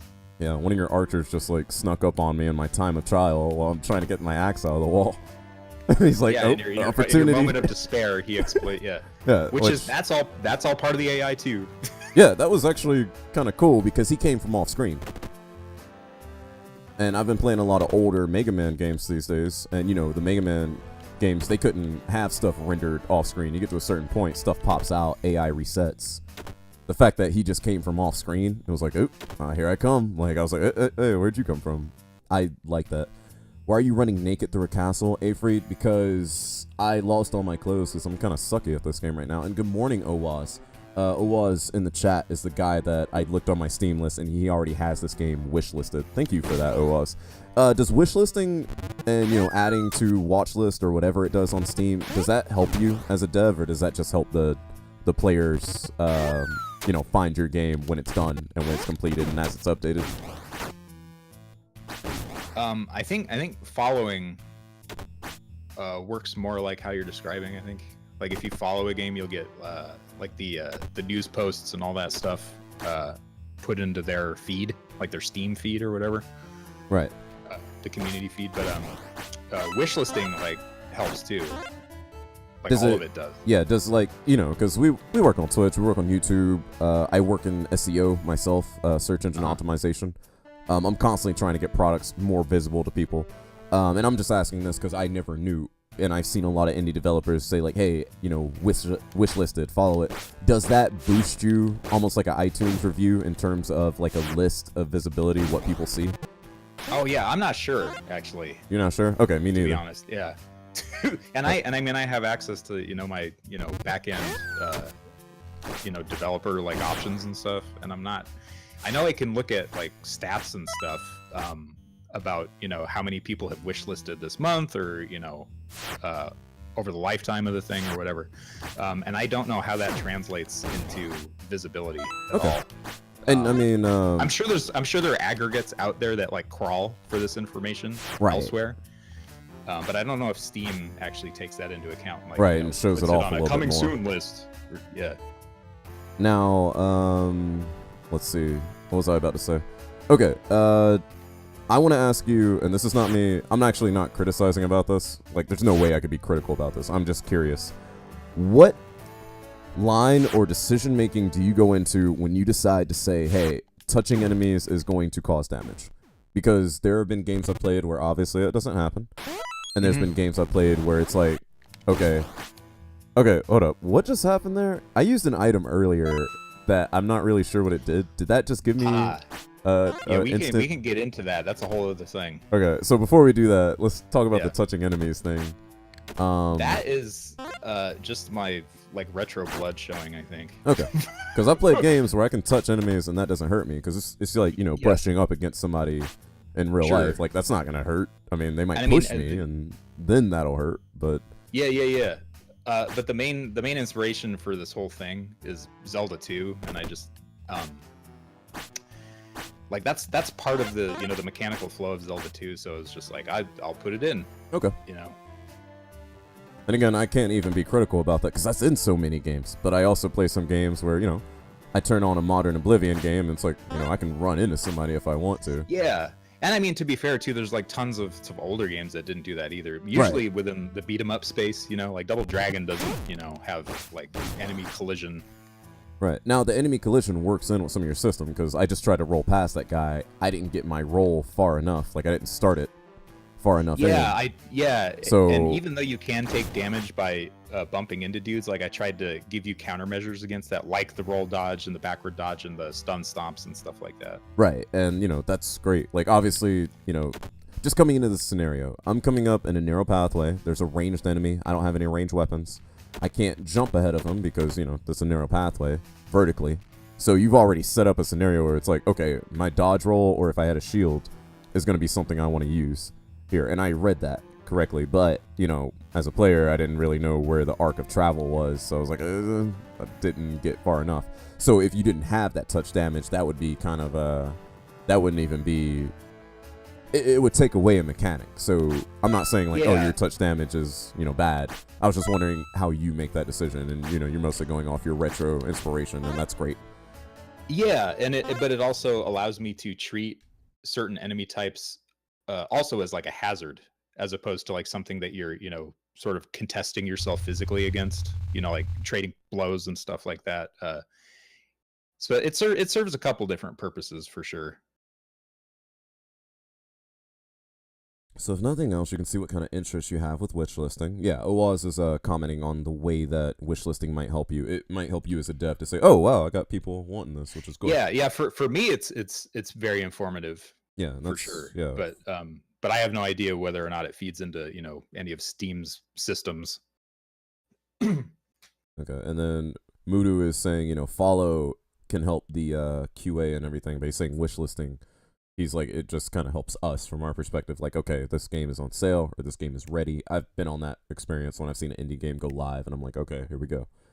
And then Afreed says, there are some old games where touching an enemy hurts both you and the enemy.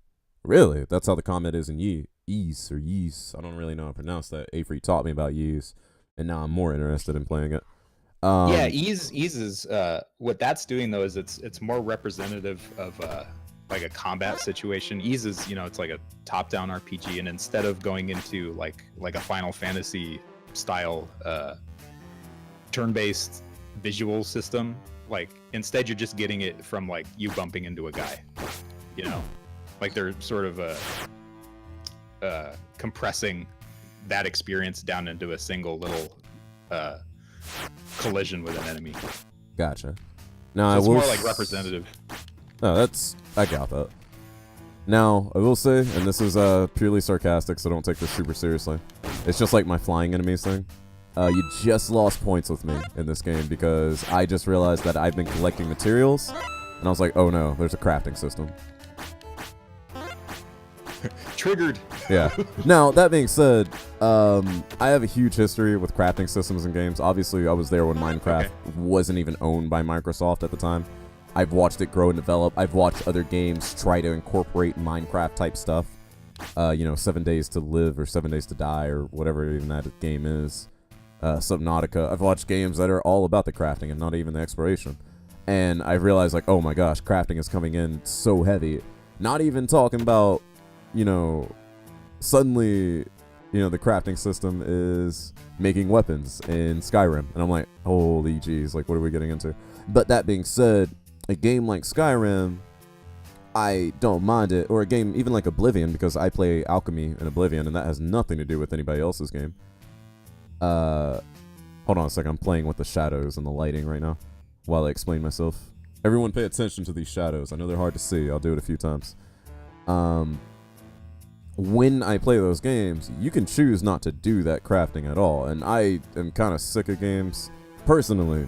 I just don't like them where crafting is the main event.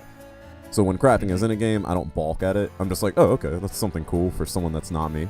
And that seems to be what I'm getting. Like you said, the core gameplay of walking around, hitting dudes in the face is there. So the crafting, I'm thinking that's something I can either ignore or I can use it to my better effect, depending on what I want. Kind of like how Mass Effect, at least the earlier ones, you want to take control of the whole team's leveling, you can. You want to put that on autopilot, you can. Like, is that your intention with this, or is crafting going to be like a side thing, or is it going to be a main thing later on? Crafting is not mandatory, but it helps. Right. Especially and it feeds into the collectability thing and the grinding thing and the character advancement system, and that like there are certain weapons, armor and shields that you wouldn't get unless you experimented with the crafting and ascension system.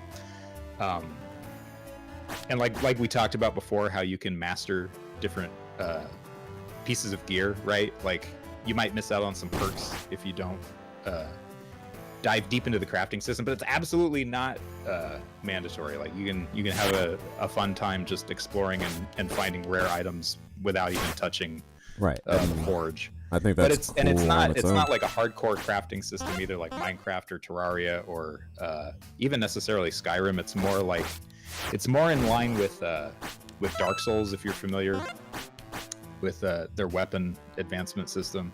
Right. I think I need Nate here to explain that a little bit more. He's got a lot of Dark Souls experience, where I only have the experience that I've watched other people play it in like 20 minutes of playthrough on my own. But I think I know enough to where I get what you're saying. Yeah, like I can just explain it in Savage terms too, where it's just you have a, like, say for example you have a that broken short sword that you're using. If you have the required materials, which there aren't that many in the game either, but if you have the required materials to reforge that sword, you can make a new sword out of the busted sword that you currently have. Or like you can turn the wooden club into something better. It's like a new thing, but you still need that base. You need weapon. that base, and then you put the crafting into it. And I'd say from a simple Exactly. perspective like this, that's something I would be into. The other part of crafting for me is if there is core gameplay and then the crafting allows me to enhance my gameplay, then I'm all the more motivated as a player to go after it. Because I'm like, okay, this is actually going to help me. This isn't just something I'm doing because, yeah, it's fun to make stuff. And for some people it is fun to make stuff, but you sell a game to a lot of different type of people, and you want there to be a little something for everybody while still being a core there. And the fact that your core is so simple but can be modified by everything, learning the dodges, everything like that, visual art style for other people, that's looking really good to me. Yeah, exactly. And it's I wanted it to kind of enhance some of the existing systems in the game instead of being a mandatory thing. Like you could if you had a surplus of ore or something, and you just wanted to bang out a bunch of daggers or something, then you could sell them for more than the ore would be worth by itself. Don't do that. No, I'm kidding. I don't know how familiar you are with Skyrim, but initially, I don't know if it's still in the game, but initially it was so easy to craft daggers, and within 20 minutes of starting a new game, you could have leveled up a lot of your skills to 100 just for the level up system by crafting daggers, and then sold them all and made a small fortune as well. Then you just roll through the rest of the game. So that's why when you said daggers, I was like, you're not leveling up in Savage from crafting really. Okay, yeah. Like you have to engage in combat to get those juicy experience points, But hey, if, Zoms, welcome in. We have Tobor here if you want to ask any question about this game. If anyone has any interest in this game and you want to possibly play it yourself, follow it as it's developed and see it live, as well as updates on it. Hit !indie. It will take you to the 2 links that you need to know to get connected with Mr. Tobor. Tobor's also in the chat and able to talk to you. Hello, Gentile, and hello, Sukate. And that is Tobor talking. Thank you, Oaz, for the backup, and thank you guys for watching. Now, I know you've seen me playing around with these shadows. Can you talk to me about what's going on with your lighting system and your shadows here? So, relative to those torches, the player will draw behind him a scaled version of his sprite and a degree of transparency, based on how far away you are from the light source. Is basically all it is. It's just an extra sprite that's drawing. And that's how I'm getting the 2 from these, which is cool because as we see, we're on the left side of this right torch. Our shadow is projected to the left. We're on the right side of this left torch. Our shadow is projected to the right. Once we cross a certain path, our shadow gets projected to the left. That's the kind of detail that, it's not dynamic lighting where it's following me and changing direction changing like a distance away from me from the entire time. But the fact that you have it shifting perspectives like that, I think that's a huge deal. And the fact that, when I'm in between, I have 2 shadows because there's 2 light sources, and I'm like, oh, that's beautiful. Thanks, man. Yeah, lots of little details that like split this apart from, like I said, I play a lot of indie games. Some are great, some are whatever. This is showing itself to be, especially for what you're calling an alpha state, this is just showing itself to be very, very, very well thought out. And, people interact as human beings in a lot of ways, language, sign language, actually talking to each other. When it comes to, a game and you have the right game dev and the right player, you're speaking to me without words just through your stuff that you've made. And, what you decide to put out as a message is up to you. But what your player gets is a huge deal too. And sometimes your player gets stuff that you didn't intend. And so I think that's wonderful. No, that's awesome to hear. This is exactly why I like to watch people play, is to see what exactly is communicated to them.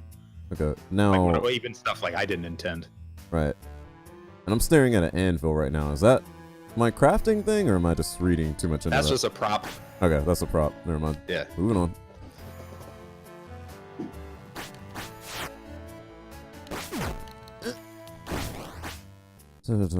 So, anyone out in the chat, do you have opinions of this game right now in its alpha stage? Which is, I think it's almost finished, and he's just calling it alpha to like be nice to us or something. Oh man, there's a lot of messy stuff in here and things that are missing. No, I imagine. Just messing around with you. But I appreciate it. Hey, I have mastered the Sounds broken good. sword. I am now a master of a broken weapon. I love that. Yeah, that's another thing that's not in yet, is the previously mentioned like perk and stat increase system when you master a thing. Oh, so that even Those all still do have to be anything added. for me. Also. Right. I mean, you'll get like a damage boost from it, but Okay. Oh, since I just died right now, I think it's a good time to go back to this topic. What was going on where I used some item and I brought myself Yes. back to life? yes, that was called a fetish. I like saw a it. little carving of a god. In particular with this game, they're little totems essentially. Okay, so when we and they say represent- fetish and that, we're using the old definition, like the old definition Yes. of cameo. Yeah, old school fetish. Okay, yeah, I was gonna say, because when I saw the plus FL fetish, I was like, do the enemies like me more? I'm not really sure. I like that my name was in that upgrade, but I was like, I don't know what that does. Yeah. So what happens when you just use those as a consumable, like you did, is they will break apart, and they will. So okay, let's start at the beginning. When you pick up a fetish, it could be any god in the game. You will gain 1 to your favor stat, and your favor stat is essentially luck, or your like item find rate. It'll improve your drop rate if you're like trying to find a particularly hard to find weapon off of a certain mob or something. But when you use them as a consumable, it will eat up one of those favor points, but it will give you a resurrection token. And that's what happened to you, was you resurrected on the spot. You didn't take any death penalties, and you were able to kind of just continue on as if nothing happened. Right, which is its own perk itself. Yeah, exactly. And individually, those fetishes, if you have them equipped to your sub slot, like you would your meat or whatever, they will also gain experience points, and that sort of communicates your affinity to that particular god. And that can have effects later on in the game, especially with the weather system and which constellation is currently dominant in the sky. And a whole bunch of those things can affect what sort of scenarios you run into, the randomized sequences later on. Okay. Everything you just said in that last 20 seconds, it just adds so much more depth to what I'm getting out of a side-scrolling Zelda 2 style game. It's incredible. And hey, Gentile, we didn't want to leave you out. Welcome to the stream. Hit !indie if you would like more information about this game and its developer. Tobor is in the chat and he can talk to you, or he can talk over voice if you want. Y'all ask any questions. Speaking of questions, Owaz asked something that I was thinking about at the same time. So before we get into this little level up in essence system, what he's asking is, if you master the broken sword, do those skills translate to other skills? Kind of like Oblivion, I'm guessing, is what he means. Like, one-handed translates to other one-handed weapons. Does me mastering broken sword translate to other swords or other broken stuff or anything like that? Yeah, like I said, what you get from each item by mastering it isn't 100% in the game or even locked down yet. Like I have a spreadsheet, that's like, okay, this gives you this gives you this gives you. So it's not random, but I'm gonna try to keep weapon categories like together, and beneficial within their own sphere. So it's like, yeah, like if you master that broken sword, you might get a bonus to one-handed swords. Okay. And let's like either a see. damage boost or a speed boost or a crit chance or a variety of different things, or it might just give you a permanent stat increase. It might add one to your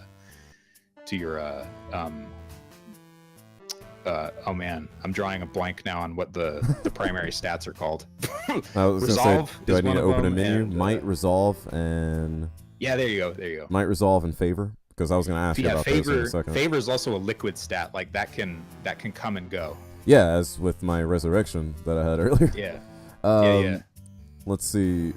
I was gonna ask another question, but it seems Mudu, and you're not obligated to answer this if you think it'll spoil some of the fun of the game, especially as it goes blind. Oh, you just said both.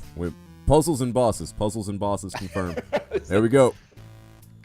I think as gamers, we all like big bosses, especially in games where we've kind of lost that boss sense, especially as games, Call of Duty, even Metal Gear Solid, as silly as that series is.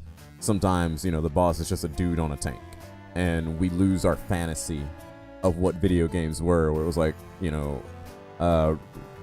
R-Type or Raiden or Starwing, for instance, where you're fighting scrubs the whole game, and then suddenly the warnings come out, and there's something that fills up the whole screen. And I think that if we're looking forward to that in that game, I think that's part of what makes games special sometimes. So I'm glad to hear that, hey, there's going to be bosses. Yeah, and I kind of missed that, like, boss philosophy, right? Like, it's sort of a resolution to the tension that's built up throughout a stage, let's say, where it's like, okay, now it's come to a head, and I either get a release or I get more frustrated. Right. And, I don't know if you paid attention to kind of marketing boom when around the early to mid 2000s, when the Game Boy Advance and the PS2 were the highest selling, biggest library consoles because they had so much shovelware, but they also had so many good games coming out, and like gaming was going very, very mainstream at that point. A GBA SP costs $70, and people could jump into 1 million games. The PS2, was dropping in price to where you could pick one up for $100. And so it was like a huge deal. What I saw in that marketing, on the back of a lot of games boxes, they actually had to tell you, hey, there's going to be boss fights, because they realized it was a selling point. They were like, hey, boss fights, like they're coming, like they're going to be in this game. And I was like, wow, have we lost so many boss fights that we now need to tell people? They were taken for granted for so long, and then all of a sudden they're missing, and now they become a feature. Yeah. Right. Now, I've seen some of my favorite games suffer where boss fights do not belong. Some of the kind of more realistic tactical shooters have tried to incorporate these humongous or very strong enemies into them, and that kind of hurts them from a narrative perspective. But that's a whole different conversation for now. What have I been chugging back here for the last 5 minutes or so? This is a checkpoint, but it also doubles as as you saw before, you could spend your essence points, or like in layman's terms, your level up points. Right, and I was going to ask that after. But what am I actually drinking here? That is a liquefied essence. So what's happening in the game world? Here's some lore stuff if you want to get into some lore heavy. Incoming lore. Yeah. So at one point in the game world's history, there was a tower, and like a bunch of people warred over it, and God got pissed off. There's a god living in the tower, and he's like, screw this. He takes off. You can visualize that however you want to, as obscure or like literally as you want to, like just as the denizens of the world would. And he left behind a big gaping wound in the world, and essence, or like life energy, started to seep out of it, and people are starting to sort of consume it. It's created a miasma around the world, and people kind of go insane when they're around it too much, and it's so like permeating the atmosphere that when you kill someone or take their own life essence, it sort of like absorbs into you or the items that you're using, and they kind of find homes in these sort of vessels that are almost like conductors of essence, and they're sort of like remnants of like relics of an older age. And they were used for that purpose too, in rituals and things. And that's how when you find them, that's how you apply your essence points. And when you drink it, it creates a respawn point for you, and it also refills your health. Okay. And as Mudu is putting, that's something very important for him that makes him want, like, choose not to play a game or to play a game.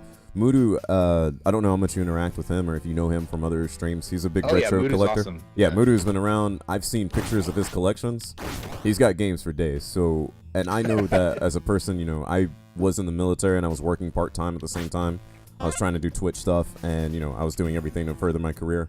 Time is limited. And sometimes with gamers, like, hey, you need to somehow almost sell your game above other games. So what Mudu is talking about is like, hey, what's going to compel me to play this versus playing, you know, whatever else I picked up this week? And I think that is a huge deal. So the fact that he's asking about that and saying that's what makes me want to play it more is cool. Yeah, he's been real supportive. And if I could just say real quick to you, thank you for your service. Oh yeah, my pleasure. But I've been stoked to have him so excited and supporting the game so much like he is. Yeah, Mudu's good people. Part-time. I'm not sure what Niece is asking me there, but I think I just figured out my solution to this jumping problem I was having in a different part of the stage. I think she's making an Indiana Jones and the Crystal Skull joke. Didn't see. I'm not sure if I watched the Crystal Skull. You're better off. That's the one with Shia LaBeouf, right? Yes, sir. Yeah, I didn't watch that. I ended with Raiders of the Lost Ark, that little father-son family adventure. I was like, yep, that's all I need. Yeah, that's the real ending to Indiana Jones. Good to know. Good to know.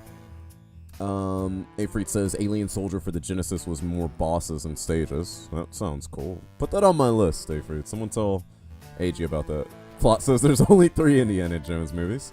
Owaz had a question. I'll let you answer him in chat because I think that's beyond my understanding. Zakate had another question, and this is important for me too. He says, when are we going to get more awesome trailers? I didn't know you had trailers. Yeah, I don't know if I'm going to be able to do another one like the one that I think he's referring to. But that one is done by the super talented Christine Carstairs. She shot the thing and edited the thing and did all the awesome visual effects for it. And you can follow her on Twitter at DSLR Girl if you want to check out some of her other film projects and everything. Yeah, I was gonna say if you put her name in chat and you put a link to her Twitter as well as a link to the trailer, please, I'll copy that and I'll have it ready for next time as well. Plus, I'd like to show the trailer here because I haven't watched the trailer myself. I want to see what, what is of it. If you want to get that ready, I'll be here. Cool. Grabbing that right now. But I don't know if we're going to have anything else like it. I am going to put out more like gameplay heavy trailers and stuff and maybe some lore trailers and things like that. But okay. Because, I work with a lot of indie people. I've seen their trailers. Even the people I love, sometimes I look at the trailer, I'm like, this is pretty bare. And, like, if I didn't know you and I didn't know this game, I'm like, I need to know. But Zakate is telling me that this trailer is one of the greatest trailers of all time. So I'm looking forward to seeing it. Is that YouTube link the trailer there? Yes, sir. Okay, let's get that loaded up. Let's all watch a trailer together because I haven't seen it, and we get a little bit of reaction as far as this game goes. And I'm going to take a really, really quick bathroom break. Yeah, you go ahead. We'll be watching the video and talking bad about your game while you're gone. Cool. I'll be right back. All right. And Afraid says there's only 3 movies, just like Star Wars. Now, Afraid, there's a very important distinction. Which 3 are you talking about? Are only the 3 in Star Wars. So let's switch over to our little YouTube view where you guys can see my Steam and stuff like that. I'm going to go ahead and save these. Let me go ahead and open this Twitter. Let me follow DSLR Girl. If the first thing I see when I open this, when I open up her Twitter, I don't know why, but the first thing I saw was nipple, and I was like, okay, that's dude nipple. That's dude nipple. That's okay. Dude nipple is all right. It's just the other nipples you gotta worry about. So let's open up this YouTube. I already followed this DSLR Girl. I wanted to see what she was up to. And I'm now realizing that the trailer is a live action trailer. Y'all didn't tell me that. I was thinking this was going to be, just a game thing. Because most of the game trailers I watch are just in-game stuff. So let's watch this trailer together. It says epicness incoming. I'm going to increase the volume for a bit. Just remind me to lower the volume before we go back in game and before we go on mic and stuff. I'm going to sit back and shut up while we watch this trailer. That's all I want to see. So let's go into that. Hey, one does get you banned, Miss Mixtress, or Minx, as I've been calling you, Minxtress, and one doesn't get you banned. So that's my distinction right there. Let's make sure we're watching this as Super HD. If this thing isn't in 4K, I'm not watching it. Oh, 1080, I guess I can settle down with the peasants and watch it in 1080. It's in scrub resolution. 1080. So 2007. All right. I'm going to shut up and let's check out this trailer, which apparently is live action. I didn't realize it was going to be all that.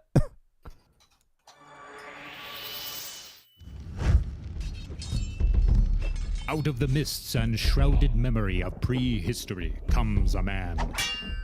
Oh my gosh. Brow wreathed in the blood of the slain. The trophies of the doomed heaped upon his knee. Wow.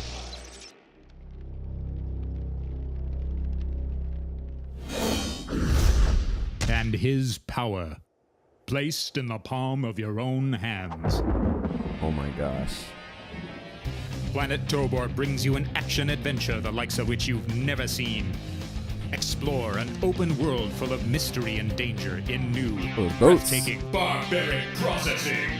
There's an Engage overworld. enemies and terrifying creatures in fierce positional and skill-based combat. Yeah, a little bit Arm of mode yourself 7 with the there. weapons and gear of legend. Level up to increase your power. Forge new equipment and gain the favor of the gods. Subscribe to the Planet Tobor Megadex to get access to tips, tricks, and all the latest codes to help you become the barbarian and bring the Argeshi Empire to its knees. Get your loincloth. Get tough. Get revenge. Get savage. The Shard of Gosen. Wait, is that you in a hat? Coming soon to your home Yeah. computing system. Okay, I was like, yeah, that guy looks familiar. Swords. The guy in the hat is Tobor. Revenge. That's what I'm saying, bro. Savage. The Shard of Gosen. Who just got turned into a Product skeleton. rated by B this for thing. barbarians only. Is this a modified SNES controller I'm looking at? Or is this like something Yeah. special you have sitting around? No, I painted a controller and did an overlay for it and all that stuff. No, that's beautiful. I'll send you my SNES 9X controller. Okay, so I'm a person who I come from a literary background and engineering background. This is both about the game and both about Shooter Q here in a moment. I can't watch a lot of movie trailers and I can't watch a lot of commercials, and sometimes when people just say one word to me about a movie or a game, it's a spoiler for me because I have an instantaneous reflex of when you give me A, I'm going all the way to J or K with it without even thinking subconsciously. So sometimes I avoid trailers like when I want that experience of jumping in the game, and I've gotten that so far, and I had the dev in my ear. Thank you, Mr. Tobor, for that. And that gives me a different perspective on games that I like to kind of capture. That being said, we just saw, I missed, just by scratching the surface of the game, I didn't know how deep it was going to be. The crafting, the Mode 7, the boat travel, the little overworld Mode 7 stuff that's going on, and that's incredible. Now, I have to say, my impression of that trailer, it was almost like it was cheesy in the beginning, but I could tell it was intentional. And it was like, okay, this is that 80s, 90s style advertising when people didn't even know how to sell games because there was no market for Yeah. games. It was like, okay, we need to convince people that they even want to play this. So, Maybe Watching even made that- by people that didn't play the game. right, exactly. And so watching that, I was kind of like cheesy. And then when it zooms out and it's on the TV, the CRT, I'm like, oh, okay, it makes a perfect sense. And then I have to say, I don't know, how much of that did you direct? Or did you say, this is my vision, you make it happen? Or did she say, give me the assets, I'll make it happen for you? Yeah, most of it I storyboarded out and everything, and I had, it's pretty awesome to watch because what I storyboarded is pretty much like almost shot for shot. But they came up with the dude shooting a thing out of the TV, which was like, can you do that? And she's like, yeah, we can we can do it. It's like, all right, Yeah. that sounds fucking awesome. But oops, sorry, I didn't know if you cuss or not on this. No, that's fine. I don't care. Yeah, sometimes I let one slip. But anyway, she there were things like that in there that were just like these awesome touches that also like make the whole thing, that I was like, if you can do it, then yes, please. So But yeah, she nailed it, man. Like she just like knocked it out of the park with that whole thing. Right. And the thing is, like, I think if I didn't know so much about game advertising and marketing in general, you could have fooled me that that was an actual trailer from 93 or something. Oh, nice. And yeah. like, but the fact Yeah, I that wanted to do like a yeah, Wizards and Warriors kind of trailer, like a right. commercial. And the fact that I know that it's a modern game, I think that's what makes it stronger. Because I'm looking at that and I'm like, this is made by a guy who loves his game. Or like the trailer and everything. I was like, as I'm watching them cut down, like, you know, cheesy fake skeletons and the guy's got a wig, but it's like, it's good enough to look good, but it's enough to where you know, okay, this is kind of funny. And then you see, you actually see the gameplay later in the trailer and you're like, oh, okay, that's the guy that he was parodying. It's it actually, you know, you said a lot of this is inspired by your Zelda 2. It actually reminds me of some of those older Zelda commercials, like the dancing ones. Those things were bonkers. I have to say, and I don't know, you know, if you credit yourself for this for the storyboard or if you credit more of their production quality. Oh, before I say that, what you're talking about, shooting stuff out of the screen. I'm a big film nerd as well.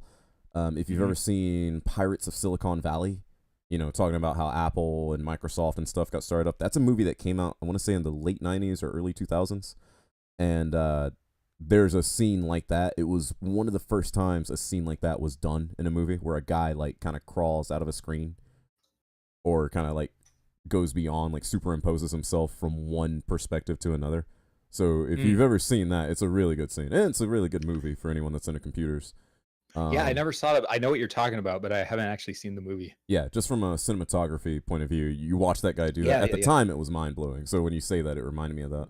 So what I was going to say before is I don't know who you credit more, yourself or, you know, them for directing. But that moment when he busts down the door, and, you know, I'm guessing this is your place, but I'll say the player. Yes. When the player is watching this on TV and he's like, oh man, what's going on? And he busts down your door and you almost get this sense like, I'm here to help.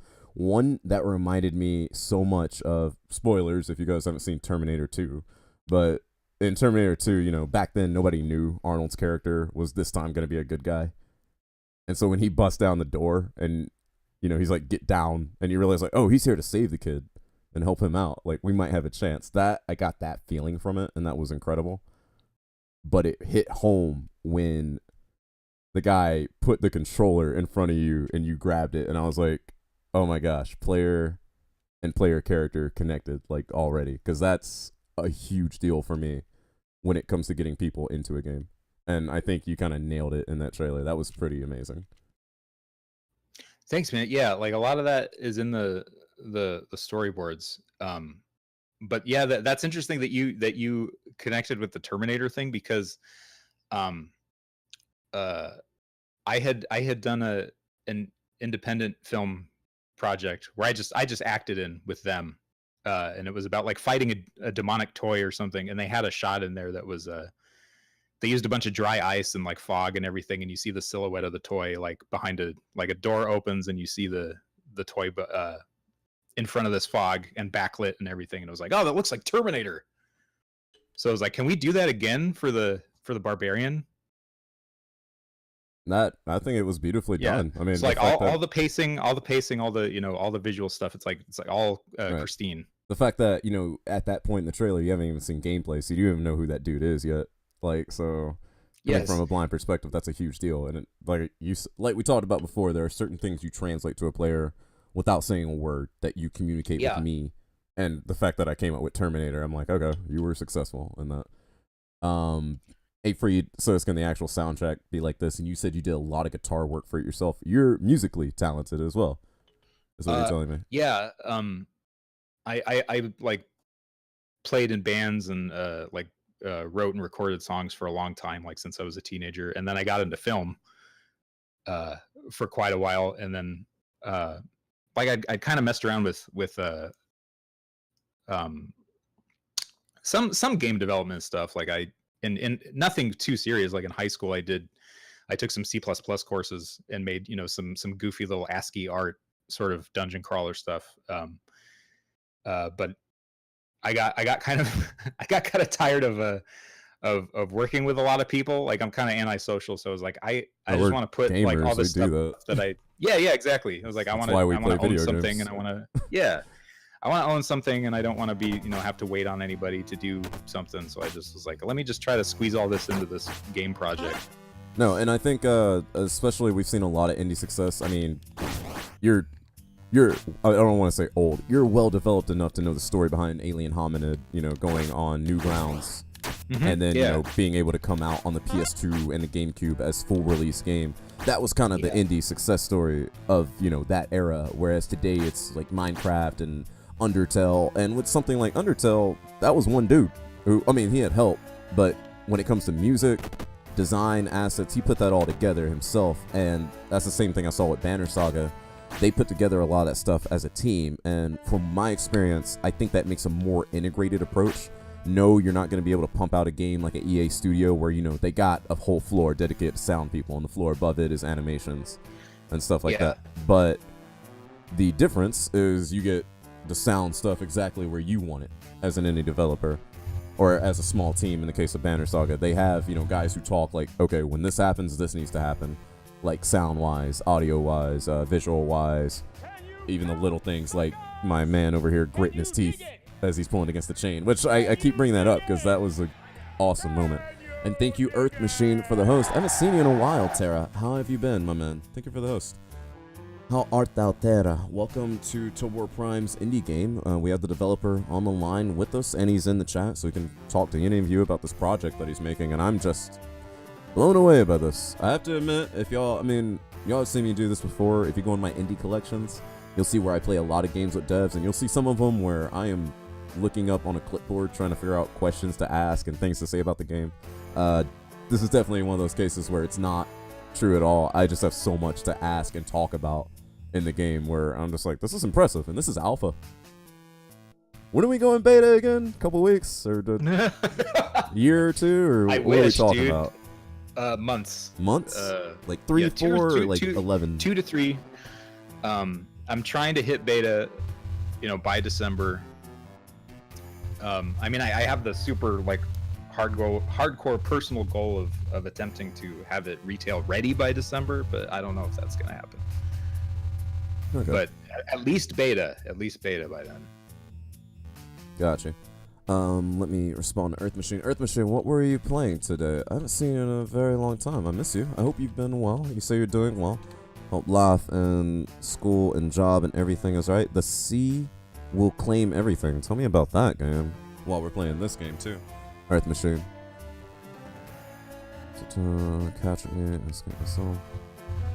Now, how long has in the fashion that I'm playing this? Not saying Alpha 7, but in a alpha form that a streamer or anyone could play, and you could actually watch them play, not just playing your own stuff, sniffing your own salt, so to speak. How long has that been a thing? Has this been accessible to anybody?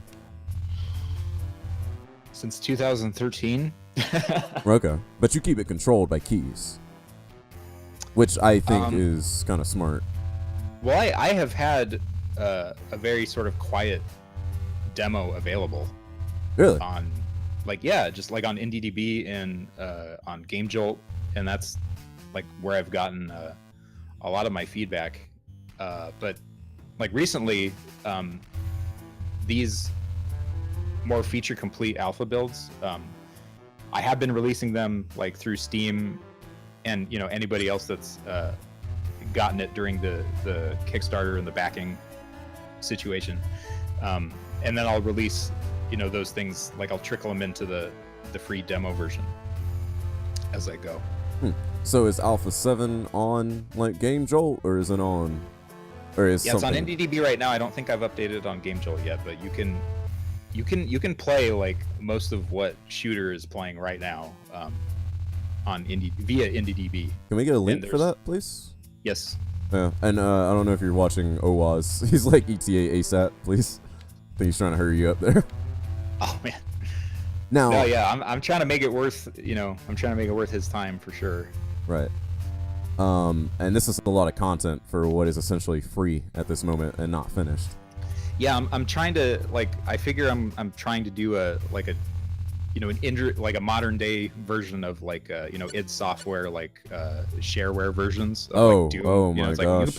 You can play episode 1 and 2, but to play the whole thing you got to buy the Right. And it's funny you say that. That was my first PC game experience. I was 4 or 5. Oh, nice.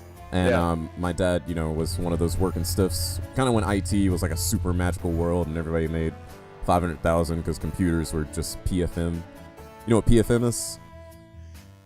No, I don't think so. It's a term for when you don't know how to explain something. I brought it in from the EOD world. We take apart bombs. We don't always fix it. We don't always build them, but we take them apart. So sometimes if you can't explain something, you say, yeah, that's the PFM function. And if someone asks, that's pure fucking magic. Oh, so, okay. So, my dad was one of those people with a laptop good, before everybody had laptops. And he let me, play Quake on it. Even as a kid, when it was like family day for the kindergarten class, he brought it to school and we would just sit there and play because, being social doesn't get you top frag. So, rather play Quake. So when you talk about that, though, that's an important thing. That shareware thing is, here's the stuff you can play for free. You want to bump up, you pay to play, and here we got, full game. Now that being said, and I'm sure Quake was a little bit weird at that point. It was one of the first times that it happened. So it was excusable, but I'd look at that today with as educated as the market base is, and sometimes ill-educated, like we overuse certain terms. But Quake, its downloadable episode, it had, pretty much all the weapons and a boss fight. Mm-hmm. And then you went through the other 3 episodes. Oh, okay.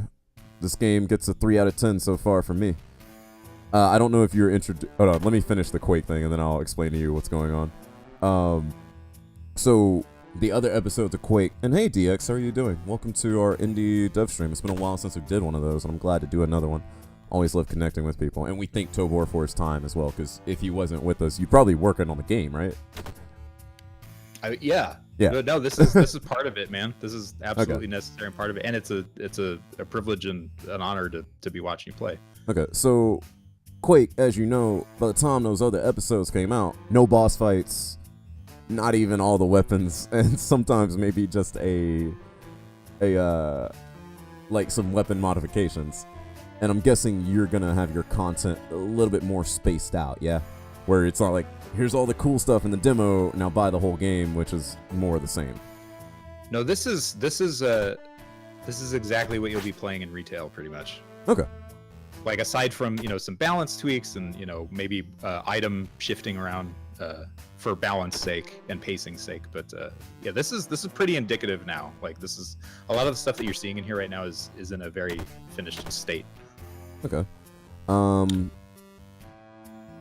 So I don't know if you've ever been around for my explanation. There is a shooter Q rating scale, and it's pretty much and it's very, very loose, but it's pretty much if a game has guns, this is a 10-point rating scale. So if a game has guns, that's 3 points on the 10-point scale. If a game has boobs, and it doesn't have to be nudity, just boobs anywhere. It can be on a dude.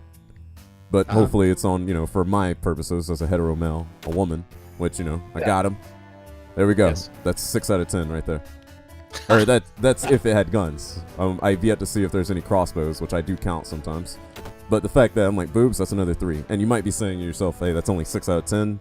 It's my personal belief that no game deserves more than a 6 out of 10.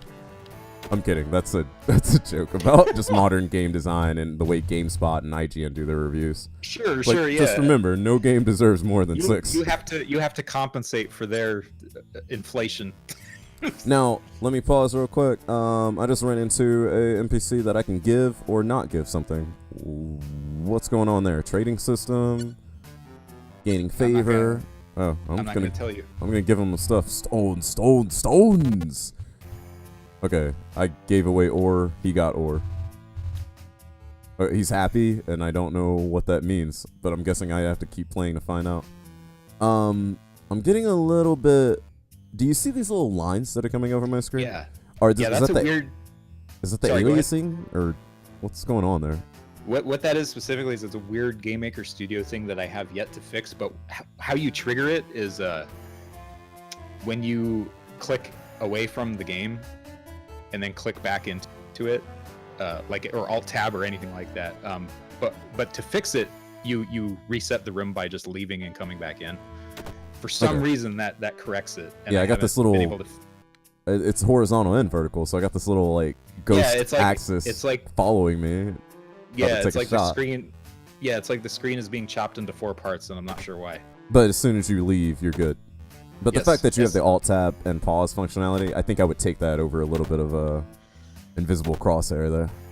Yeah, and that's a that's like a PC specific problem, right? It's like you're not going to be doing that really on a console. Yeah. So it's just weird. Like I can't figure it out yet, but I'm hoping I'll be able to because it's ugly. Yeah, it's noticeable, but for someone like me, I'm like, whatever. I've played worse. Plot says 7.8 out of 10. Too much water.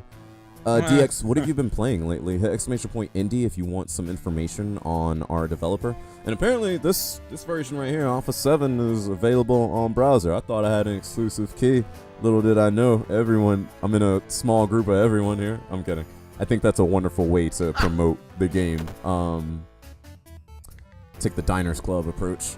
Yeah. Well, I mean, like the Steam users get it before anybody else because most of them are Kickstarter backers. Right. Now, you said I just noticed this. You said that's a PC problem, and you just said the Steam users first.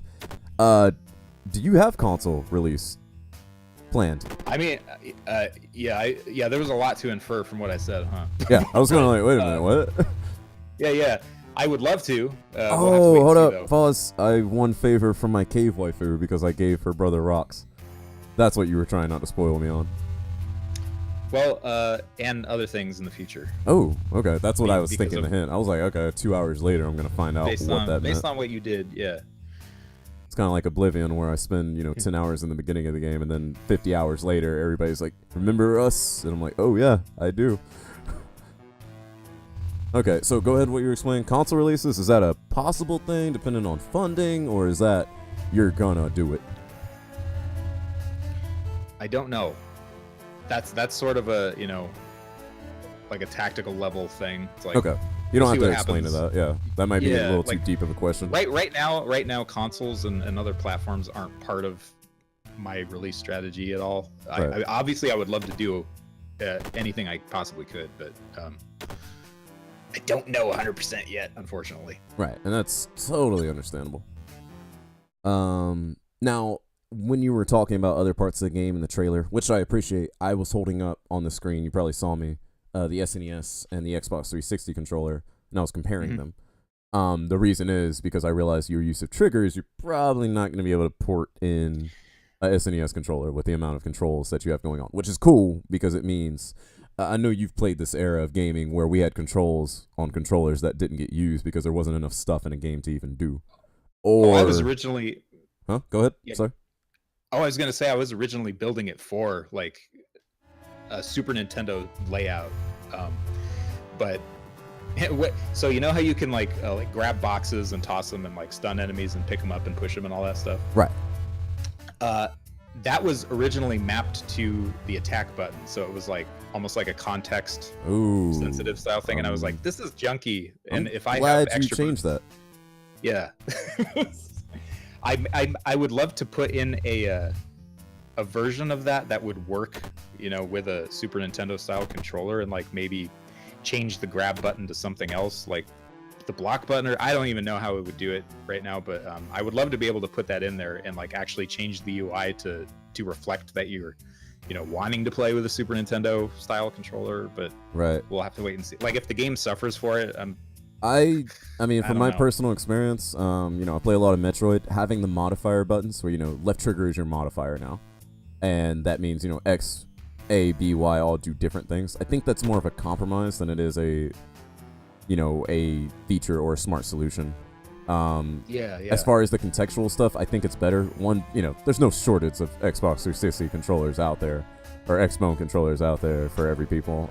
Two, I played games as recent as Mass Effect 3 and Andromeda, where they have that context-sensitive button. A lot of you guys are here. I know Zoms was there when I was playing it. The dodge button and the cover button are the same button. So you think you're going into cover, to not get shot, and suddenly you're out on the middle of nowhere getting shot because that's the same button, and you're like, nah. So I think it's a better thing to separate those, especially with as much stuff as going on in this game. I mean, especially you're having the option to pick up, throw, to stun by jumping on top of, to shield bash, move your shield around, directional slashes, and then add in the dodge and the roll mechanic. And I'm like, just as far as me hitting that guy like in midair like I did when we fell down here, I wouldn't have been able to do that if all the controls were tied to a modifier button, because my movement would have been stunted at that point, because I only have so many fingers and thumbs. So I think having the controller where you're at. Now this is another joke question, kind of like the Elder Scrolls one. You got keyboard and mouse support, perfect. You got 360 controller support, perfect. PlayStation controller support, yay or nay? I usually play test it with a DualShock 4 controller. Okay. But to do that, I have to use a third party, Oh, something like Pinnacle or something like that.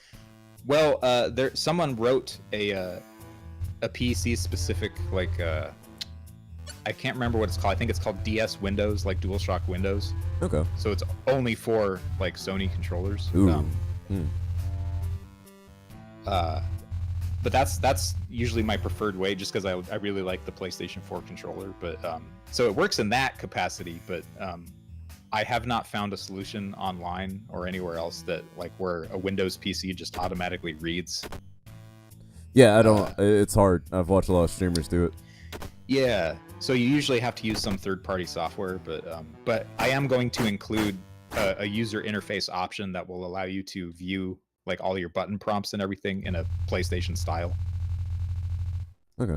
Now, I know you explained that and broke that down. I'm very, very thankful for that. But I actually meant that as a joke because I'm very anti-PlayStation. So when you say like, yeah, PS4 controller support, maybe not, I'm like, good, leave them out of it. They don't need this. This isn't for them. Let them play Drake or something. Okay, so I've been staying in this area for a while. The reason is I was talking to you yesterday while you were working on a lot of enemies, and I'm a huge stickler for what characters present to me, sprites and stuff like that. Back in the day, there were limitations on memory. Today's limitations are not so much on memory as they are developer, stamina, time, and money. Right. As I'm in this room, every NPC I'm looking at is a different person. Is that going to be the norm for the game, or am I going to start seeing, a few different guys with, hair and a gut, just a different color bag and shorts or something like that? I mean, you'll see some palette swap stuff, like, but also like some cosmetic differences, like hair or mustache or something. Like if you look at this dude right here, that you're talking to right now, Mohawk, bro. Yeah. Yeah, and then you look at the dude one level above you. A lot of their sprites are palette swapped, and just like I've given like the Mohawk guy some like bracers and like a Mohawk, and then the other dude's got like a ponytail and a big mustache thing, and so you'll see some similarities in there, but like mostly that's like a time thing, and also a real world sort of rules thing where I wanted them all to feel like they're from the same place, Okay, and that makes a lot of combination sense. Me not wanting to do like an entirely new sprite set. Yeah, no, and again, we talked about the time saving thing with mirror versus no mirror on your sprites, and you said you'd wish. I noticed it was kind of hybrid between there, and you said you'd wish you'd gone all mirrored because that would have saved you time. And hey, maybe that 2 to 3 months for beta would have turned into a couple weeks if we had done that. Too late now, but Yeah. Well, maybe this is alpha, so later on I start to see mirrored sprites. I'm like, wait a minute, what happened? Yeah. Backwards. Well, like all the NPCs and enemies are mirrored. Like they do. They don't have like the main character. They don't have a dominant hand. They just flip. But yeah, the main character, since you're spending so much time with him and et cetera, he's the one that has gonna have more stuff going on. Yes. Sometimes when I notice when I go up ladders, the weapon or whatever I have equipped is kind of shoved into his waistband there. But when I go down, when I go down, it's on his ankles. So that's just a bug. Oh yeah. Yeah. What's happening there is when you go down a ladder, you do it from the ducking, state. Oh, and this is in a different position. I haven't reset it. Yeah, I haven't reset the position of the equipped stuff for when he starts climbing downward. So it's like, oops. Right. Makes sense. And just for gaming's sake here, throw me a bone. Is the key I have, does it go to this, or do I need those 2 keys that King Loesch was talking about. Show me the key that you have again. I just have like a regular Zelda iron key. Okay. Yeah. Yeah, iron key. So what the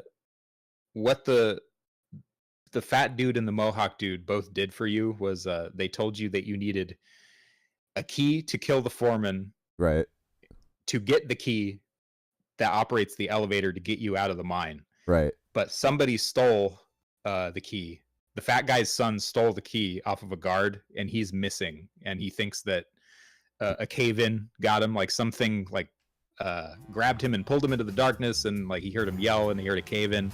So that's why the other dude gave you a pickaxe. Hold up. Who's this guy? Hold on a second. Oh, this is a bug too. You pissed off. Yeah, this guy. That was the guy up here. Yes, that's a bug where he. So to fix that, you just roll past them and reset the room, like exit and enter the room. I can't kill him? I thought we had beef or something. No, you can. Rules of nature. But that might piss off some other people. His hostile sprite, or his hostile object, just spawned over the fat guy on accident. Okay, and that's like a Piccolo thing. His evil self just split off from his good self right now. And I'm looking at his evil one, and his good side is up here. Just like giving me a stink eye. His evil one's down there ready to kill me. But that's kind of what we were talking about before, the branching dialogue stuff. Like, depending on what you do or say to some people, they might get pissed off and they might go hostile. And now, for some reason, his NPC friendly version is still active. Yeah. But so it's just I was gonna say, I didn't see him walk past me or anything. Like, wait a minute. Yeah, it's just a bug that I gotta fix. No, that's understandable, and that's great to show off. This is what can happen if you make certain people mad or sad in your game. Yeah, I think within the code, if you want to get technical, I linked him to the fat guy on accident, where I should have just linked him to the NPC version of himself up on that highest level. Okay. And hey, Joy, welcome into our thing, and hello, Plot again. And hey, Jaredin, and for those of you coming in that might have not been part of this, Exclamation Point Indie, if you want more information about the developer we're talking to, ToborPrime, planettobor.com. And if you want to try this game out for yourself while it's still in alpha. So I got favor with the waifu. I would just want to ask, and you do not have to answer this at all. Mass Effect style. Alright, I have this theory that EA makes all their like controversial gaming news stories just to build hype for their games. I could explain that more later. But Mass Effect style random news hype. Can I get lucky in this game? I need to know right now. Yes or no? Not in an R-rated way. Okay. Not in an R-rated way. I'm just wondering, like, And not really in a super duper ultra personal way either. Okay. Like, but there is a little bit of cheesecake, I'll call it. Okay, I actually am very familiar with the term cheesecake, and I've gotten in trouble before it a few times as well. But I like the cheesecake. Yeah. I think it's important though, because as gaming grows as a media, it needs to kind of be appealing to everybody. Plus, it's a little bit of reward. It's kind of like the crafting. People can ignore it if they don't want anything about it, or they can, look at it, appreciate it, chase it. That's the whole thing. As soon as someone says, "Hey, you helped out my brother," I'm like, "Yes, I did." I can see where this is going. Pickaxe mastered that fast? That was quick. This thing does a massive amount of damage too. I'm noticing. Yeah, the pickaxe is purposely supposed to level up very quick to teach you that you can master your stuff. And what the pickaxe will give you eventually, once the system is like fully functional within the game, but the pickaxe will allow you to break special walls without having to use the pickaxe. So it's like your fists or a sword or whatever will allow you to break walls that only the pickaxe would have been able to break if you hadn't mastered it yet. Oh, Plot, with your keys. Joy says, I'm asking you the important questions. And Jaredin says, very Castlevania-esque game, and the way it moves looks great. Yes, he does. You do all of your own animation, right? For better or worse, yes. Yeah, and Jaredin, if you follow ToborPrime, he's in the chat right there. If you follow him, you can watch him work on this animation. It's actually pretty cool watching him. I've watched a lot of people work on their own games and assets before.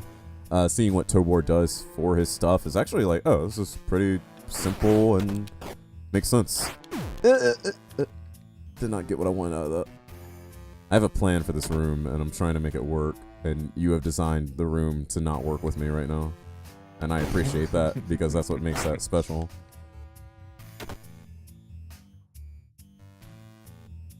And I'm gonna exploit current build stuff where this guy can't shake himself from me. Ah, but I can't get him up there either. Or can I? Nope, nope, nope. That's not what I wanted. Get over here.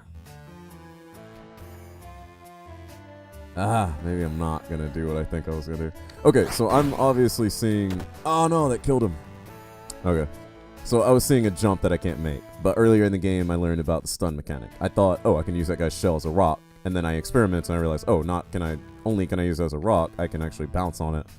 So now I'm trying to get... to an area where I couldn't jump before. And that's just the gamer in me looking for stuff. That being said, as a, we're both fans of Quake, Doom style shooters.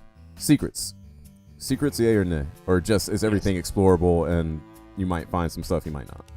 Or is it specifically these are secrets? Stop sliding. Can I put him down without hurting him?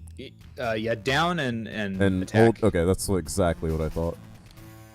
Or nah, there we go. And yes. And then he hurts me because I put him down. Gosh darn it. Yes, secrets. Yes, secrets. Okay, that's all I need to know. Can I throw you up and then... once you're dead, I can't bounce on you. Ugh. Okay, Mr. Game Dev, I see you. I'm going to leave that alone for now. But the point is that it's there. It's like this challenge. I will tell you that other purple guy... Yeah? He leaves behind a solid shell when he dies. Oh, but I keep breaking him. That's why. Because I keep thinking he's just alive and he's just in the shell waiting to come with me. That's why I keep killing him. Because I thought, like, oh, he's coming back. So I didn't realize that. That being said, having killed him down here, you can now not pick that up.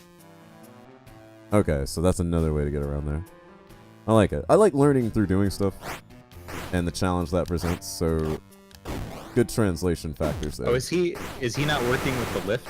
Yeah, he's not lifting. Maybe I'm doing it wrong, but give me 1 second. It might be because you were trying to lift him where the ceiling was too low, I think. Possibly. I mean, I'm sorry because the stream is delayed, so I'm seeing No, this a that's little late. Yeah, that's perfect.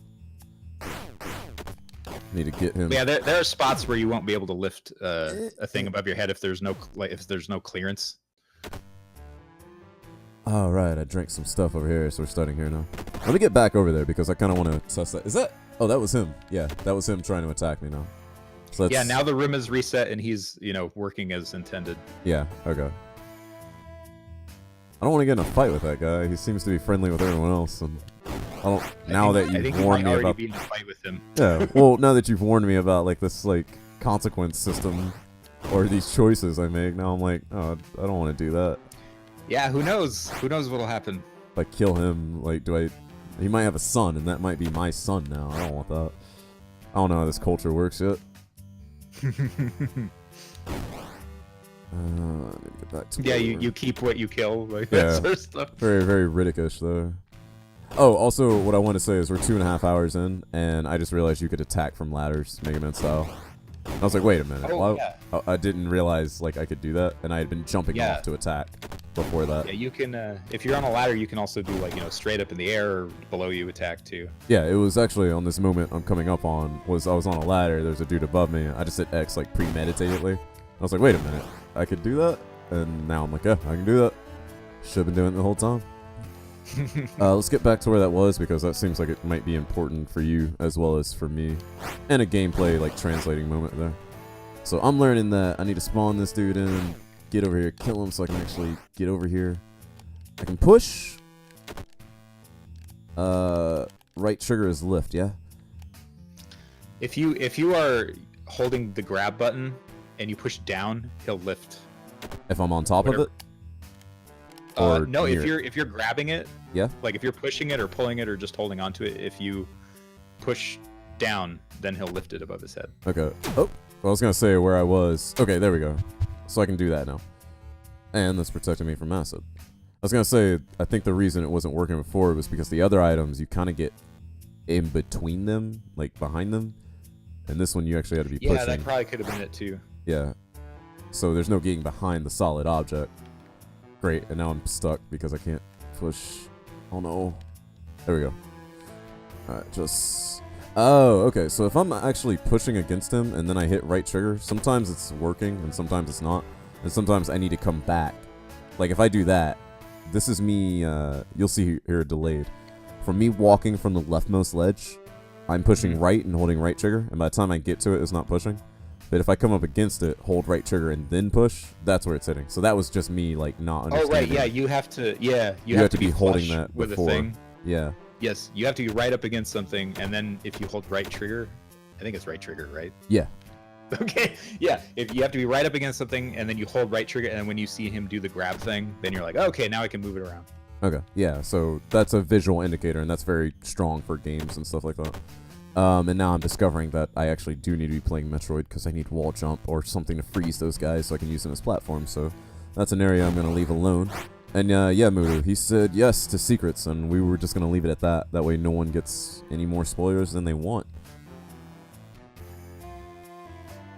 Okay, so we've learned that. Now, when I played other games from some people, we played around with it. I get the basic gist of the game. And then, I let the developer pretty much backseat me and say, like, hey, do this, see if you can do this. Or, hey, here's this feature you didn't try, and I'd like to see you try it and see what you think. Is there anything like that you're seeing so far in the game where you're like, hey, you haven't done this the entire game? I would like to see you do that. Yeah, I think you got a good handle on most everything now. Okay. Like, I played Cow Defender by Martian Games, for instance, and he was like, hey, try killing an enemy without shooting at them, just run into them.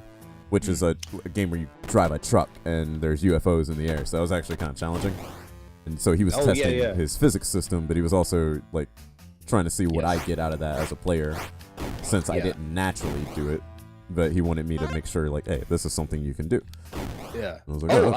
on that token, I will say maybe I can't remember if you've done it yet or not, but I will say that you have the ability to, like, when you're up in the air and you do a downward attack, that will allow you to bounce off of enemies, and if you hold down the attack button, you'll get some air off of it also. Oh, like Mario style, like holding the run button and or the jump button, and you actually come up higher than normal. Yeah, exactly. Also jumping on an enemy's head too. Same thing with the jump button. Okay. Like in Mario, where like if you press it at the right time, you'll get like an extra spring, Okay. Now, coming from the Contra world, I have to say this whole hitting the jump button to go down and up. Contra 3. I think have you seen my video on Contra 3 before? Mm-mm. Okay, it's on my YouTube, but today's about you, not me, so you can check that out later. But I'm a huge Contra fan. This whole, like, traversing platforms, it makes a ton of sense to me. Oh, good. The thing is, I play a lot of Mega Man too, and your slide is down and jump, and I hate that. Of course, it was made for the NES, but at the same time, I was just like, great, way to make me control different things. So the fact that you have dodge, and this is like a super deep psychological how we make gamers and how we make controllers thing. But the fact that you have dodge not only on its separate button, but on a separate button that is on the other side of the controller, so I use it with a different hand, that makes a lot of psychological difference for me as I build up that, I don't like the term muscle memory, but we'll use it here because it's very translatable to everybody. As I build up that muscle memory for what my movement does, or I'm not constantly having to look at the menu, I'm like, yeah, this is always the dodge button, and no modifier can change that. The modifier only changes, hey, do I dodge back? Do I dodge forward? Do I roll on the ground? What have you. And I like that system. The game I was telling you about earlier, Hard Reset Redo, I keep not saying Hard Reset because I don't know if the redo was different, like how much different it was. Their modifier, which is their left bumper like yours is, if you just tap in a direction, it becomes a dodge. If you're holding that button while you're moving, it becomes their sprint button. So psychologically, that's tied to two different functions of movement, which makes a lot of sense in the player's head. So I have to appreciate stuff like that too. And hey, Darkzilla, welcome in. Hit exclamation point indie if you want more information on this game. And how are you doing, my man? How's work and all that been? This is Savage, the Shard of Gosen by ToborPrime. and if you exclamation point indie, all of his info will come up for your taking. And this is actually a build of a game that you can play right now. Had I known that, I would have given you a link to that too.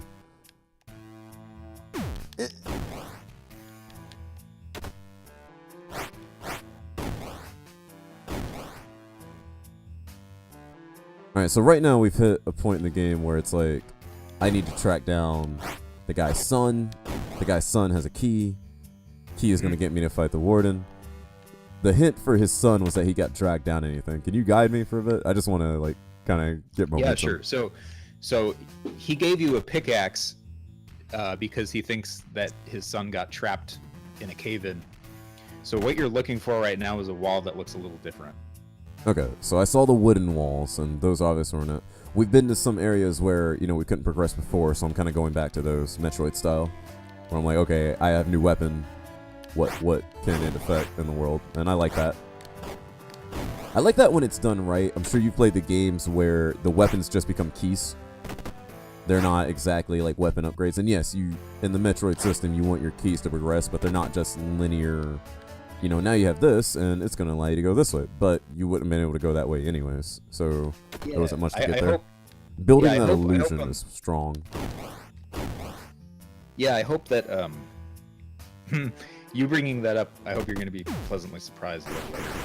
Yeah, and I played games where it's just completely backwards, and I'm like, oh, I need that, and then I get it, and I'm like, it doesn't work the same way. Or I come to the wall where I thought that was the wall, and, you know, the floor breaks out for me, and I need to use this new item to get out of there, and I'm like, okay. Like, I like being surprised, and especially in a gaming world where we're very self-aware of our developers. We know the tricks, you know, kind of like the whole, you know, am I supposed to die at this point or not? Kind of deal. Yeah, there's a whole development meta now. Yeah, and it's almost like you have to trick players sometimes, or sometimes you have to give them exactly what they are expecting because, you know, they're so used to that. Okay, found it, and I guess that body was actually a hint for me as well, because I did see that body earlier, and I had no idea why it was there. It isn't one of ours. Take it out. And thank you, Tom, for your host. Alright, I gave a shout out to Tom, but you guys know who he is. Retrogate Tom, partner, streamer, full-time streamer, and very, very strong guy, bastion for the retro gaming community, and very good to all of us, and a good friend. What were you? If Tom is listening, I really, really want to see those Gothic playthroughs that he did, because I can't find them anywhere. Oh no! You know the thing is, Tom used to upload everything he did to YouTube afterwards. And certain people, maybe certain people you know that you're talking to right now, might have told him, hey, stop doing that. You're just wasting your time. Oh, it's your fault. Yeah, it might be my fault.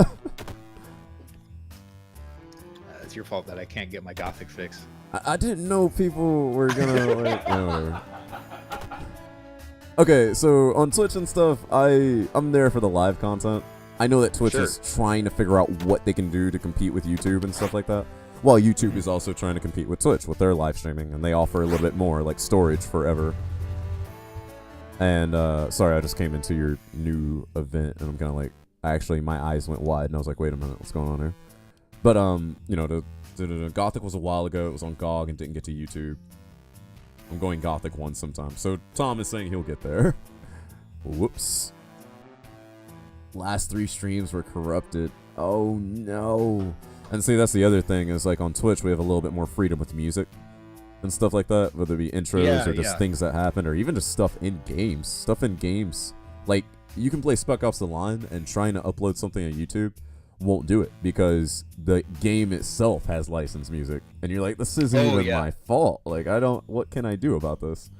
It got to be a big pain in the ass for me, because I like to put my development streams on my YouTube channel, and like, I like to listen to stuff while I work, you know. Right. And when I'm live streaming a work session, like I used to, I mean, and of course, like I probably shouldn't be allowed to do this anyway, but like, you know, I'd listen to Judas Priest or something, or like music that I did not own the license, you know, to. Right. Well, I think the clause is that I started to say screw it, and I just put my own music on there, so that I knew that I would not get dinged or, you know, scolded by YouTube. Right. And I'm starting to see that myself now, because I guess my focus was so much on the live streaming. I was like, who cares if a VOD is muted? No one's watching that.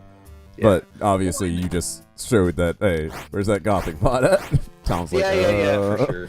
Yeah, so But but there is something to exclusivity, right? Like it's kind of there's a magic to it where it's like, oh, if I don't tune into shooter, that stuff is gone forever. Yeah, it's like you should have been there. Like it's gone. Sorry. Yeah, exactly. So yeah, there's some of that, but I don't think we do that on purpose. It's just the fact that we're like, oh, that's muted now. Yeah, it's more of a logistics thing. Sorry, I need to kill one of your NPCs now, who is way stronger than the enemies. Holy crap! Is that why he's so buff? Like, jeez. Yeah, he's a brute. It's faster too. What in the world? All my training is. He just dodged me. What in the? Does he do that randomly, or is that like an input sensing thing? He's not reading inputs. He's reacting to what's happening. But yeah, he does have a chance to dodge. I might have to just dodge him and like leave him alone for now, because holy crap, he's a bit muscled up, more than I was expecting. Ate all my food there. I like how I used the foreman's key by breaking down the door. And yeah, Sukate, that means Tom gets to play those all again. And AJ, hello to you. Thank you for dropping by on your lunch break. Want to make sure we hit you before you have to go off lunch break. Everyone say hey to AJ, who is #1 mod that I can't get rid of. Hey AJ. But yeah, what were you saying? Go ahead. Sorry. Oh no, I was just going to make a hilarious joke, and I forget what I was saying. Oh, I ruined the joke. I'm sorry. Okay, so I have to say, as a player, I'm a little confused at what I'm looking at. I see a cat that looks very dangerous. I see a fire, and I will say the fire will not hurt you. Okay, that's cool to know because okay, funny story. As a kid, you familiar with the Turok games? Oh yes. I played them on N64. Had both of them. Never beat them. Didn't beat them until I got my hands on the PC remakes, the remasters by Night Dive. The people responsible for what is that game that everybody loves? System Shock. System Shock, yes, and they're making their own remake for their game that was out of their hands way back in the day, which is it kind of like blows my mind. It's like, yeah, remember that stuff we messed up because we gave someone else the reins? It's like, let's do it again. I have a friend who's working on the reboot for that, or the remake, I should say. Hey, Kels. Nerd Delegation is Kels. He does videos and other stuff like that. Me too, Plot. I think we all need a little system shock. Need a little shock to our system. Crap. Where were we going with this? Oh, Turok. So, as a 7-year-old, playing N64 with my dad, I'm holding the instruction manual. This is dial-up internet days, so we weren't getting on the internet for anything unless we needed it. He was in a position where, and this is N64 controllers. Turok was kind of hard to play. He's pulling up on like 50 enemies on the ground. He's sitting at like 2 health. And he's looking at the fire and he's getting ideas and he's looking at me as a 7-year-old. He's like, all right, man, I need you to look in that manual. Is that good fire? Give me health, or bad fire? Take me. And I'm like, are we that desperate right now that we're looking at fire thinking, ew, is that going to heal me? But that does bring up a good question, just like the whole Halo Reach. Yeah, you got all these different Master Chiefs, or the Metroid and the Halo thing, where it's like, is Metroid a robot? Is Halo a robot? And you're just like, what? But those are real things that some people come into. So what you translate to a player visually sometimes is like, I don't know, that fire looks pretty real and dangerous to me. And I do know I'm coming up on a fight. So by you telling me and like pulling up the curtain saying, hey, that's not gonna hurt you. But by me as a player, if you didn't tell me that, I'm looking at that like, I need to jump that, and then I need to dodge that cat because that thing is going to jump out. And that's what I'm thinking. I might remove that because over half the people that have been in this room have thought that the fire was dangerous. Yeah. It's sitting in a point where it's like, yep, you're going to fall into that. You're going to get hurt, and you're going to be stuck between that and that guy when you're fighting. So it's, it's one of those things you can't help. We play a lot of games and we learn a lot of stuff from all those games. Absolutely. And we don't even think about it sometimes. So there's that. And yes, Kels, aka Nerd Delegation. AJ, if you're still there, can I get a shout out for both Chaos Little Monster and Nerd Delegation? And if you're not still there, just don't say anything because you can't hear this and I'll do it myself. Hey Chaos, I didn't mean to miss you. Welcome to one of our indie dev streams. I love doing these, especially when a game is just this well done. Like, holy crap. Is there a place where you could put another fire earlier? I think Tobor. Yeah, Tobor. I'll let you answer that in chat. Whose voice is that? Nerd Delegation. If you see ToborPrime in the chat, he's the guy that made this game, and he's talking to me right now. And I'll let him finish what he was saying. My bad. Oh, no worries. I was gonna answer the question, and then. That's like, what like the you said, gate I was could've just for. answered in chat. Curse you, game dev. I saw that gate earlier, and I was like, I wonder what that's for. Like, I guess I unlocked something to get in here. And it's like, yep, I'm not trapped in here with you. You're trapped in here with me. I was like, oh no. So, yeah, I see what happened there. Thank you, AJ. Yes, go. Are you going in chat, or are you just going to say it here? You can talk now. I'm just reading your text. Oh, I just told him that was a good idea. And I tried to communicate that it was safe because all it is 3 torch sprites like next to each other. But that's my fault for not being clear enough with it. It's like I could just maybe put some torches on the wall for ambience or something else, or like what Plot suggested was like I could just put it in another room where it's like communicates as safe. Right. Like where you walked past it earlier. Kind of like, yeah, exactly. I learned like I could bounce on enemies way earlier in the game, so later on I was trying to use enemies to get up to a higher point where I couldn't. Little thoughts that you teach people. But hey, that's your job. I'm just here to play stuff. Tom says you described this as an action RPG. It's definitely RPG-ish. I don't think you shied away from that, have you? The RPG part, have you? I consider it an action, adventure platformer, but with a healthy dose of RPG elements for sure. Right. The thing is, I think what a lot of us try to avoid, or at least maybe game devs try to avoid, is the whole selling as an RPG, because there's so many players now that'll be like, "There's no RPG," like because they're so used to certain things. Right. And I mean, it's got very RPG like progression with stats and things and story, but right. You don't want to No Man's Sky yourself and promise people you're also, something.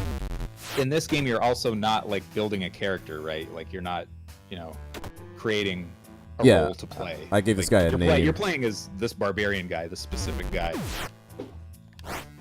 Okay, I'm having more trouble with your cat than I was his owner. I'm wondering if that was intentional, because as soon as I saw him up there, I was like, yeah, he's not going to sit back while I fight this guy. He's hungry. I was looking at him like, yeah, this looks pretty dangerous. Hold on, I missed something else. Oh, hey, Jenny. I didn't see you come in, darling. Sorry about the shout-out thing. I've only done that for mod controls, so you didn't have power over that. Normally, I take care of myself if I didn't have AJ around, but thank you for trying. I appreciate that. How are you doing, Jenny? Tobor, I don't know if you've met Jenny and her husband, maybe boyfriend. I'm thinking they're married. I think they're married. I'm not. Shows how much I know my friends. Jenny, Nexus, and Martian Games, they work together on indie games themselves. They do a lot of asset work and 3D building, voice acting, that type of thing. So, actually, remember I was talking about, I've done so many games, good and bad. Martian Games, he made that Cow Defender game. That's her husband? And she's lurking, so might as well be. Might as well be husband. Okay, got it. So her husband, and she did some work on this too, made that Cow Defender game, which is what I was telling you, is like, sometimes I boot up an indie game. I like to be as blind as possible. I forgot this guy's still alive. I like to be as blind as possible with these, because I like to show you what I'm getting, not the quote-unquote digital unboxing, so to speak. Not just the, hey, I booted up your game and I'm playing it, I want you to see, like, how easy it was. And thank you, Kaios, for your shout-out. Or for your host. I was thinking about shouting you out, but I was like, AJ already did that.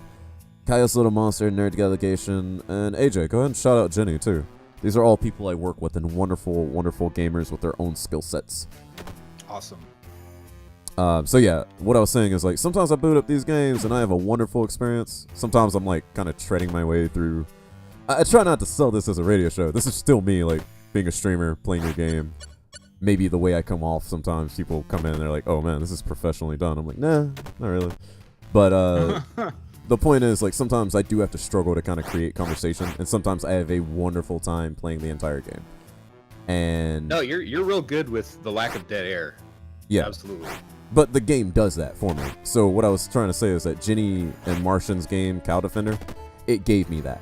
Like, I had so much to ask, so much to talk about, a lot of cross communication. And this game has done the same thing, and I have amazing experiences with these. Gotta tell this dude about his son before I leave out of here. I'll have to check out what's it called? Cow Defender. You can Cow find Defender. it on my I'll check it out. YouTube. If you hit exclamation point YT in the chat, my YouTube will come up. It's in there as a collection under indie game dev stuff, which your game as well. When we highlight and clip this, it'll go in that same section on YouTube, but it'll also be on Twitch where I have a way more developed indie games with devs thing. Plot Spackle, I cannot speak to animals. I remember wild thornberries. You're too kind. How is this as a speed game? Kaios, shut your mouth. Whoa, wait a minute. Hold up. Game dev, get out of here. Are you kidding me right now? Tobor, you have some things to answer for. No, I don't. Yeah, you do. I just gave this guy his son's remains. I did him a service. What's he pissed about? Well, you thought you did. And this guy reacted on me by going after me, and now I've killed their old man king. Yeah, I'm definitely popular in here. And now they all want to fight. Great. Well, that other dude, Mohawk bro, is he was his bodyguard. Yeah, and that makes sense. He's common in John Wick 2. I don't see how this isn't an RPG. I think what we mean, Afreed, is because a lot of game devs come under fire, because obviously you've played a lot of RPGs. Oh, and thank you, Jenny, for your host. Let me explain this in a minute, because I think this is important from a marketing and developer perspective. As a consumer, I've run into this problem as well. And Tobor, you can jump in at any time if you feel like this is true or not. I don't think Tobor is trying to say that this is an RPG with stuff that you can upgrade, collect, interact with people like that. I think it's just what he means is gaming has actually, built up a mainstream. It's got an industry. It's got people that develop games that don't even play games. And we have terms that we have now. An awesome choice, stranger. And thank you, Welcome. David Degarabia, for following. Thank you. We have terms that we've gotten so used to and accustomed to that they don't even mean what they mean anymore. For instance, that whole conversation we had about DLC, where people are using that word to mean expansion, because the new Dishonored 2 standalone DLC just came out on a disc. A DLC on a disc. And we're talking about, wait, DLC is downloadable content. And then we realized we messed up the words. So what I think, and this is me assuming, I'll let Tobor jump in after, is that, we've seen it with No Man's Sky, we've seen it with other things, is that when people say, yeah, it screams RPG to you, absolutely. But some people, we've built up that term RPG, and they're like, yo, it better be a Fallout game. And you've seen Fallout 4, that's damn near just an FPS game at this point. Or, they come from that JRPG out world, and they're like, yo, it better be a Tales game. Or, where's the turn-based combat? Because can't have RPG without turn-based combat. I think it's just that while it has the RPG elements and stuff, and I don't think Tobor would dispute that, it's you have to be careful about what you call things, because you don't want to bring in a player from the wrong reason, and then suddenly they're playing a game like, this isn't the RPG I want, this is a hack and slash. You play, what is that game by the Dark Souls people? Salt and Sanctuary, is that correct, Tobor? You ever heard of that one? But yeah, I mean, Salt and Sanctuary is very much Souls-like, I guess, is the the loose term that people are using for sure. Right. But it's not by From Software, if that's what. Oh, it's not by them? Oh, I thought that was the same people. No, it's just Dark Soul-ish, I guess. Bloodborne is by From That's Software. Them. That's okay. Yeah. And Afreed, I totally get it. I don't think you and me, we talked about that yesterday with Gone Home, is that we tend to attract each other. We're smart gamers. We like think about stuff. That's kind of why I like running a channel, because we get to all meet each other and stuff like that, right? But not the whole world is like that. Again, I always bring up that example. Is Halo a robot? You got all your different Master Chiefs you can play with and reach multiplayer. And you're like Kelso, was like, those are Spartans, dude. Because he knows. But those guys are obviously people that play the game, and you never heard people thinking that limited mindset for RPGs. I know, you haven't, Afreed, but we know people that have. For example, when I was playing Oblivion, I don't think you and me knew each other, but there were people that would come in there and say, I don't really like the Skyrim. You're talking about a mainstream idea of RPGs that you don't think exist. You don't think it exists, but who are we trying to sell games to? Little niche groups, or trying to make a larger appeal to everybody? I mean, look at the difference between Oblivion and Skyrim, and how many people know about Skyrim and think it's a standalone game versus Oblivion. Or even people who are big fans of those games who look at elements and they're like, no, it only exists in this world. Afreed, in a perfect world, yeah, we'd say RPG, and you'd understand it as a very wide range. You got to look at other people's perspectives. A lot of people are closed in. A lot of people, what was that one thing? That woman that said, oh, I speak English because that's what the Bible was written in. You're like, wait a minute, what? And you're like, yeah, my Bible's in English. That's what Jesus spoke. That's why us Americans speak English. You're like, wait a minute. And you got to go way back. People out there exist like that, and trying to relate those terms to them and making sure that they understand it, or at least that, you can defend yourself in those terms. I think he could call this an RPG and he would have no problem. But again, it's up to Tobor. And you think most people think of it as a large range. I think so too. But sometimes appealing means making those compromises. That just is that. Yeah, Halo is a ring. Halo isn't a robot? What? Well, again, you can tell that to Tobor. Tobor, do you call this an RPG or no? No. But again, I wouldn't begrudge anybody that said, hey, this is an RPG. I think if you look at this Savage in particular on a Venn diagram, it's got a healthy slice of RPG, that overlaps with the center RPG, whatever, where the rings occlude each other. But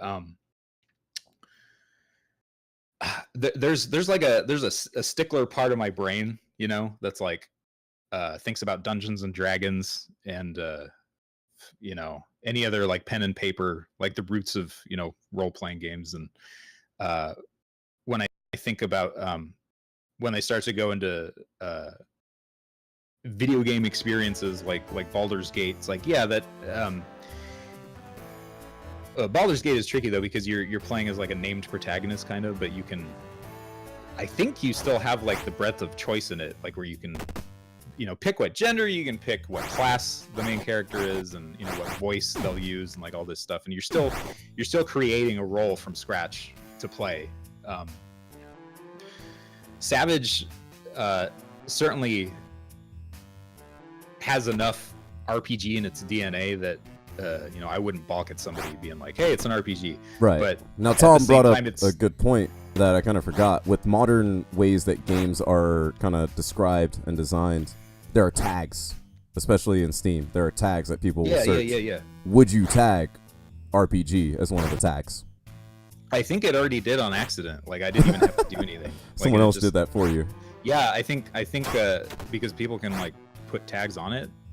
I think the aggregate chose RPG. Okay. But I'm also seeing beat 'em up. If you go to sites like GameFAQs. I just want to say that was a cheap trick. I mean, now I know, but gosh darn it. Oh, those wall things. Oh, I was like, what does that do? That looks pretty. Ah! Real quick, you did pick up a shield. Oh, I think. Oh, give me that. I picked up one in that fight, and I forgot about it. And I was like, wait a minute. I think Afreed's making a good point, but Afreed, I don't think it's something that we're trying to argue or make an opinion for it. I think it's just the fact that some people out there have definitions for things. There's so much to unpack there, right? Yeah. And it depends on who you're talking to, and communication is everything. Right. Not everybody is who am I talking to right now? Who, how do they sort of think of RPGs, and do they think of RPG as just a set of features, or are they more of a stickler, and do they consider an RPG a game where you build a role to play, and right, and you're not Link, and you're not Kel the Barbarian, you're not, et cetera, et cetera. Yeah, because me and my boy Chaos Symphony, he's on the stream all the time. We were talking about this last night. Some people, you say RPG, and they're pulling out the table stuff, and they're pulling out the tabletops. Yeah, exactly. And they have no idea. You're like, no, PlayStation, Final Fantasy 7. You're like, what? Yeah, and I. Within that sphere, right? Colloquially, it's fine to refer to those as RPGs. Right. When you're talking to other Square Enix fans or whatever, and people know what you mean usually when you say RPG. I hope so. Generally speaking, people think oh, okay, there's a leveling system and maybe some stats and some text. It's been so and long that's since kind of I as far shield. as some people take it, and that's totally fine. Right. And that might be one of those things where, like I said with DLC, the meaning has grown beyond the words themselves, where you can't even just say role-playing game, and you're like, okay, well, what is it? Yeah, and then what kind of bothers me about it too is you start to reach this sort of homogeneity almost with the concept, where it's like, okay, well, everything's a fucking RPG then. Right, everything is a shooter. Yeah, because like, why I'm would like, we even bother? Why would we even bother using the word anymore then if it just means everything? Right, like the DLC. Because right now, if DLC is taken to mean its literal meaning, there's a lot of full games that are yeah, quote unquote exactly. DLC. Because this game is Like, does DLC. it have- I yeah, downloaded yeah. it. It was Does- completely downloaded. Yeah, does Savage have content and is it downloadable? Like, the Yes. whole game. The whole game Yeah, is exactly. DLC. Yeah. So yeah, there's that. And Afreed, again, I don't think I would disagree with you on that point about it being a minority, nor would I agree with you. Because when you start throwing in words like minority, you're gonna have to show me numbers. And I would have to show you numbers to say if that's majority or minority. All I'm saying is those people exist. I could not agree with you or disagree with you whether that's minority or majority unless we Like see I said, communication numbers. is the main thing, right? It depends on who you're talking to, and it depends on Now I'm doing my Dark Souls thing, rolling away. interpretation. Yeah, absolutely. And there's gonna be people like Afreed who's like, you say RPG? And it's like, yeah, I got it. Like Tom, like, Yeah, yeah, this is an exactly. RPG. Got it. Exactly. And you're gonna show some other people like, yeah, I'm making this indie game. And I'm What kind and of I'm game the is same it? way. RPG. And I'm on- And then you boot it up, you see this. There's no menu in the action. There's no time-based. There's no turn-based fighting, and you're like, wait a minute, what? That's not what I wanted. Yeah, it's like, what is this? I don't have a charisma stat? This isn't an RPG. Right. So I think that was the whole point. But at the same time, I kind of agree with him. I think there's enough in here to call this an RPG as far as your marketing goes, and that's just my opinion. Yeah. But Yeah, I understand why there are certain people you wouldn't just want to straight up say, "Hey, this is an RPG." I am fine with the game having an RPG tag on Steam, but I wouldn't lead with RPG Okay. personally. I mean, Like- it's kind of like if I were to, us being from the South, college football being a huge deal. You don't go into Florida and start saying "Roll Tide" because you're gonna attract some weird attention. I don't know what you're talking about, but I'm sure it's absolutely accurate. Oh, Roll Tide is what all the Alabama players say because they're Crimson Tide. So when you say Roll Tide, it's like for their team. You go into, like for instance, I'm from Tennessee or Tanisha. We're Orange Country, so we're volunteers. You say Roll Tide around here, it's kind of like it's a very dirty word. Is what I'm saying. So, and it's nothing bad. It's just you might be around some people who interpret it differently. Totally get that. You mentioned colloquial meaning. That colloquial meaning is majority meaning. That's why it's colloquial.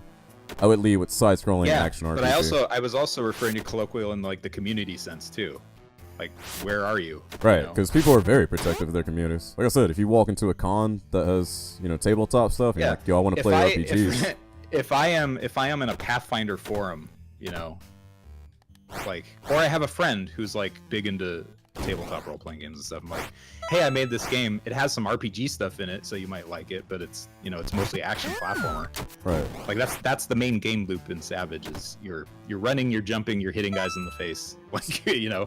real time, and your stats have a little bit to do with some of it, but you can go through the whole game in Savage and Without even thinking about that. Even more accurately, I would probably call it a hack and slash. Yeah, I was gonna say, like, it's almost reminding me of Gauntlet Legends in the sense that I can run through this without thinking about anything if I'm focused on the fighting, and then the numbers are kind of secondary. Plus, like, hack and slash is also like a loaded term too, where it's like when you say hack and slash to somebody. See, another well, can when of you- worms. Just Well, no, like what I'm saying is when you say hack and slash to somebody, like a lot of people think, okay, that's a subgenre of RPG. really, I'd never even So- thought about that. Now I'm like, So oh, it would fit. great. Like you say hack and slash to somebody, you're like, okay, there's probably some stats, there's some dungeon crawling, there's It's mostly about the run around, hit people, run around. But who hit people. knows? It's all. But I think it would be safe for me, or safer. Let's just put it this way. I think it would be safer for me to not like just come out and say this is an RPG. Right. Because also I don't think it is. So like, Another thing I just noticed about this area, and this is what I was talking about Yeah. lockout modes and stuff like that. I was never locked from this area, but it was very hard because I was very under equipped. And now I have a better weapon and a shield and stuff again, and I'm like just owning this area now. And I'm like, oh, okay. So I like that because it's a natural way to let the player come through. I could have come through here very Sure. patiently before, and like, you know, kind of grinded my way through it, but I might not have gotten too far. In fact, I think I did die like around here somewhere very early on, like an hour ago. So the fact now that I have like this pickaxe, which is one-shotting some people, I'm like, oh, okay, I can do this. Plus, you know, character familiarization, I'm now learning how to, you know, dodge and time and everything. And everything's a lot easier. I think this was your like second death even. Like you made it out to here and then you respawned like way early in the dungeon. Oh. Took a 0, didn't catch him. Oh man. Is he taking fall damage or? Now, can I take fall damage? I know we get the animation where I get the fist on the ground. So that's just nobody takes fall damage. Oh, okay. So that was just throw damage, not fall damage. Yes, as long as somebody has been thrown and they haven't hit the ground yet, when they do hit a solid, they'll take damage. Oh, I didn't get to say bye to AJ. My bad. Let's see. Kells has a question for you. Kells is nerd delegation. Go ahead and shoot, man. Oh, mode 7, Tom. Oh yeah. Look at this. Everyone look at that. Oh, what is that? Is that a fight? Is that, what do I? What? I don't, what? Huh? Don't say anything, Tobor. Just let me figure out what's going on here. I don't know what you just did to me. We got new game mechanics. New game.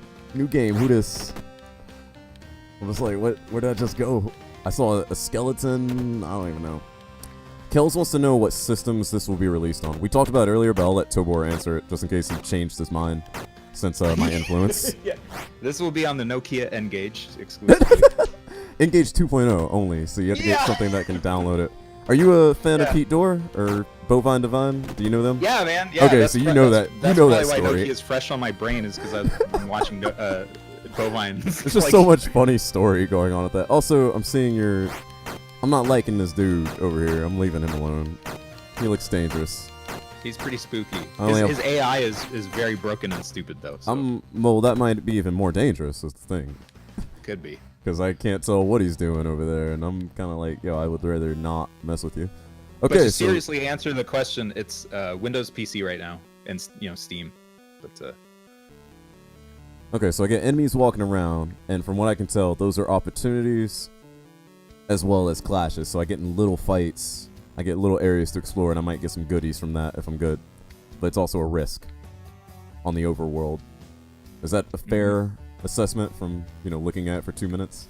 Yeah, and you can sort of make good decisions based on what time of day it is. Oh, skeletons, night, sun just came out. I got raiders. Yeah, that is one thing that's going to change is the visual representation of these fights on the world map. Is I think I'm going to change them up a little bit to look a little more uniform. Like you'll see a certain sprite for standard encounters. You'll see a different one for like special or rare encounters. You'll see a different one for like more dangerous nighttime encounters. Okay, makes sense. Instead of using like an actual literal like bad guy that you've already seen in the game, and then you go in there, it's like, hey, none of these bad guys are in here. This is different guys. Okay. And then Kells was asking for a link, and I just gave him that one so he can play the game as well. I don't know if this game or I don't know if this is the game or the stream, but parts are really hard to see. What parts do you mean, Afreed? We could probably address it.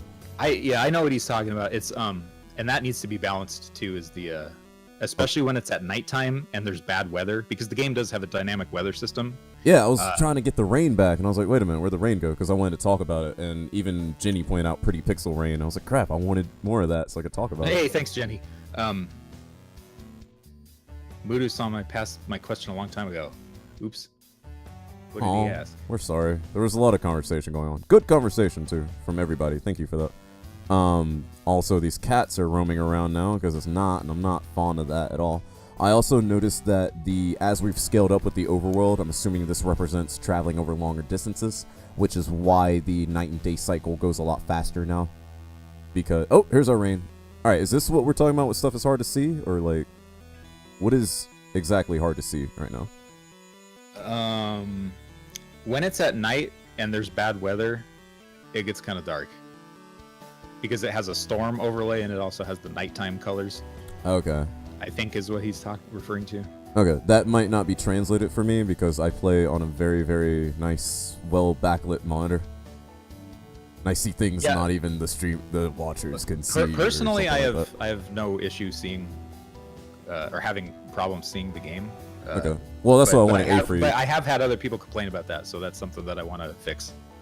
In some of the caves and the night scenes, everything. Everything is hard to see. Is anybody else thinking everything is dark and hard to see, or can you tell what is what right now? Animal tracks. What's up? Huh? Am I going hunting now? Yeah, Ifrit, if you can elaborate what you mean by hard to see. Is it the details you can't make out? Is it because it's pixel art? Is it because it's being displayed and it's a stream thing? What size? Hold on, this is the wrong thing. What quality are you watching in? Oh, you know what? We had a massive frame drop about a minute ago, and that might have affected it as well. So we're not dropping frames anymore. Maybe it's a little dark. I've noticed that too. I literally can't tell what I'm looking at other than the main character. Really? Huh. Anyone else experiencing what Ifrit is experiencing? Or is Ifrit just being a cranky old man? I mean, it's... I'm sorry, well it's developed. Hard for me to say because I know where everything is and I know what everything's supposed to be. Retro Franco says he has no issue seeing. We get the best shooter audio. You know, I put it to 190.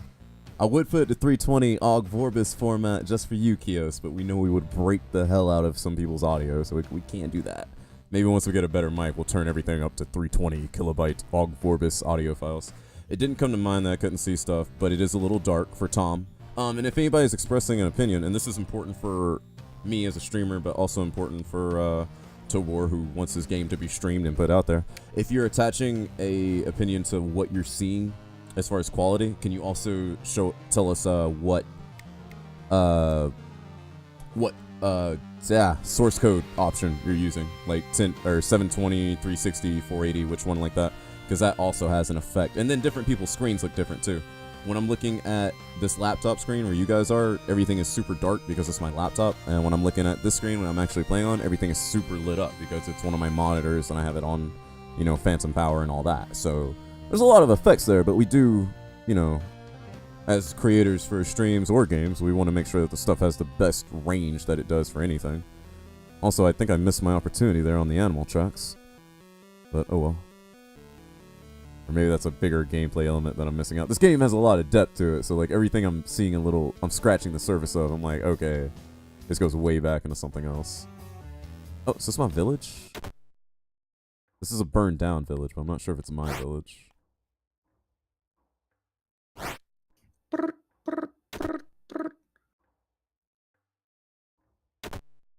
Is that the game, or are you doing that? That was me trying to do crickets. Okay, because there's nothing here. Well, wait. I wouldn't want to spoil anything for you. Okay. I can see my village in the background. I don't think this is...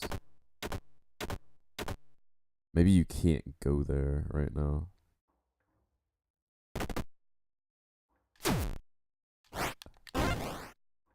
Yeah, now I can wreck you guys where I couldn't do it before. Back for my revenge. Wait, what's the guard break again? Why? Why? Oh my gosh, I've been using that the entire time. That, you can also parry attacks with if you time it right. I was like, I remember the game teaching me about that, but I was like, I can't remember what to do. I have a penis, so I don't look at manuals.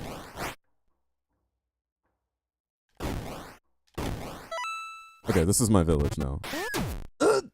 Didn't make it through.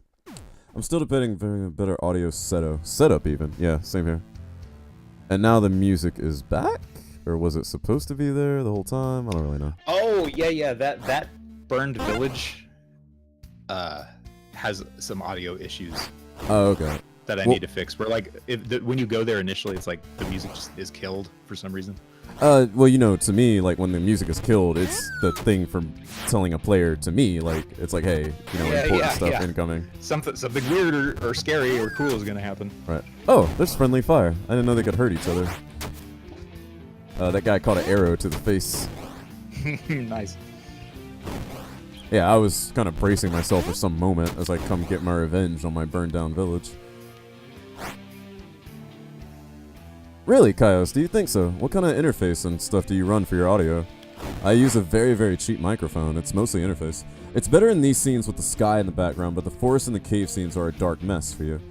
Really? What are you watching on Afreed? Monitor, mobile, laptop? Because that makes a huge difference too.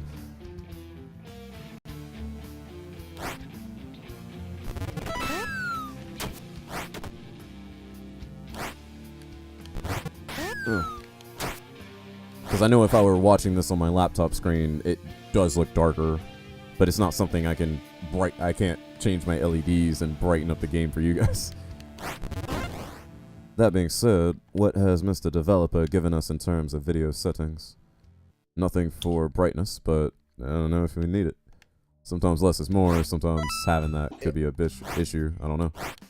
Yeah, I don't have a gamma or anything in there. Right. Which, honestly, that just throws another wrench into the works. I've seen some people stream games where they are blind, but we as the viewers could see exactly what they're doing, and it looks like they're just driving around a mess. Some guy was playing Rogue Squadron on the N64, and like to him, he could not see something unless it was 10 feet in front of him, and so he was crashing into like ATSTs and stuff, and everybody's like, what are you doing? And he's like, I cannot see this stuff. So that can be a mess to try and diagnose as well, especially, you know, you're selling a game. Once you throw streaming into the mix, now it's like, what are we seeing? Yeah. There's a whole weird frontier here that I'm not used to, and at home too. Like I have gotten the game to run on my phone. I'm not saying I'm gonna put it on the phone. I just was curious to see what it looked like. Oh, wait, mobile edition? Hold on, what? No. Not in a not unless I knew that every freaking person that was gonna buy it on phone had a 360 controller like jacked into their phone. No little haptic screen controls. But at home I have like a 720i plasma TV and a CRT monitor that I've tested it out on, a couple like standard computer monitors, and a laptop monitor that's kind of junky that I've tested it out on too. So I've got like an okay range of visual outputs to test on, but there's like all kinds of stuff out there that, you know, people can run it on, and like it could probably look like trash and I'm not even aware of it. Yeah, and let me address a few things real quick. Kaios, when you're running a microphone like that, it's pretty much an interface built into a microphone, so you don't need a separate interface like that. Otherwise, you're just running an interface through an interface, and it's cleanup. Software is not good. That being said, I am not familiar with the Snowball, so I don't know what kind of interface it's running. I like the Scarlet stuff because I initially built this for recording and not for streaming, but it's worked very well with zero delay. Their new Scarlet like Mark IIs have like the lowest delay in the industry for that type of stuff, and they're very inexpensive. Plus, you know, as you upgrade or downgrade or add or subtract different mics, the interface doesn't change. Whereas, you know, a Snowball has a built-in interface. If you're going to scrap it, you got to get a whole new mic with a whole new interface. And then with interfaces like these, you can take away or add power. So whether you want to use reed mics, what is this kind of mic called? Condenser microphones, or, you know, powered or unpowered microphones, you can usually tune the voltage for them, and that's why I see the advantage in that. Afreed, laptop, me streaming, us gaming, there's so many factors in there. I don't know. The fact that everyone else said, you know, they see everything all right, but Tom said it's a little dark. It didn't come to mind. You couldn't see stuff. That's a lot of variables to discuss, but I'm sure Tobor's taking this all down and just kind of thinking about what he can do to make it more transferable, but I don't think it's a problem for us. The other 18 people that are watching this also can't see anything. And they're just not saying anything. Like, I just want to be nice to the developer. Hey, be mean. This is our chance. When you're on Twitch with a dev and they can like get their game done, especially when you're in alpha and beta stage, be mean, because that means the end product is going to be that much better. Yeah, let me have it, you know. Kaios, if we need to have a talk about audio stuff, dude, hold on. I'm kind of busy this week. Everyone knows, like, I'm working on that job, right? So, like, I might be a little busy this week, but if we find some time, Kaios, I can walk you through some stuff that's... In fact, they came out with some new stuff, so I can sell you a gently used Generation 1 Scarlet Solo if you want, Kaios. I'm kidding. I wouldn't dupe you like that. But yeah, you know, no one's right or wrong when it comes to that stuff. The more opinions, the larger the sample size for information, the better. There's no like, I think if you go into a mindset where you're like, no, my game is perfect, and then every time someone tells you your game is good, then you're like, yeah, see, they agree with me. And then everyone that says, well, it could use this, you're like, their opinion doesn't matter. But if you go in with a mindset, then your mind breaks yeah, because you can't handle the criticism. right. But if you go in with the mindset like, hey, more information, please bring more information, and then you break down every datum that you're allowed to, which is why, you know, question everything, whether you agree with it or not. I always question everything. Everyone knows in here. Yeah. You can come and then in, like, and then you get a better thing. Yeah, it helps you understand what you think, too. Like, Kios, I do want your address because I want to send you things, and there are those cats. Jeez. I'm out. It's night. Oh, no, spikes! This is a dangerous place. I shouldn't be here. I also think I'm stuck now. Wait a minute. Can I... Mr. Dev, I believe to be I'm in a conundrum. Need some help. uh-oh. I don't think there's any helping you out of this situation. Oh, jeez. You kidding me right now? So you can't grab ledges on there. It's dark brown on dark blue and dark black. Really? So you're not even seeing the layering right now. Hey, Fred. Hold on 1 second. Let me try something. I'm gonna transfer... Oh, that didn't work. I'm gonna try something real quick. Because I want to see this myself. And I don't think it's gonna help you, Afreed, but maybe it'll help me understand what you're seeing. Because from what I can tell, judging by everyone else's responses, it might be the brightness of your laptop and what it's capable of. I know my laptop, after 2 months, it lost like 20% of what its brightness is even capable of seeing. And when I play stuff on my monitor, like when I'm looking at OBS, which is over on my laptop screen, I'm seeing probably what you're seeing. It's a dark mess. I think that's more of a backlight thing than anything. Now, the fact, if we had a gamma, could we fix that? Maybe. But hey, this game is an alpha, so write in your comment cards, call your congressman, tell him Tobor fix this shit. Because that's what this is for, right? Vote no on Savage. Yeah. 183. So I'm in a bad situation, and I guess I'm just gonna take the bad way out. Oh no! Look who's waiting for me. Well, that was one way to get rid of him. It's like bleed my way over on the rest of everything else. But yeah, if you're having a problem seeing everything and it's a dark mess, bring it on. Be honest about it. More information, the better. This gets saved in archives forever for Tobor to look at and tweak his game as he goes through, and that's good for him. Yeah, I now have on my to-do list Dark Mess. Oh, come on. Alright, what's the deal with these chests? Just tell me, please.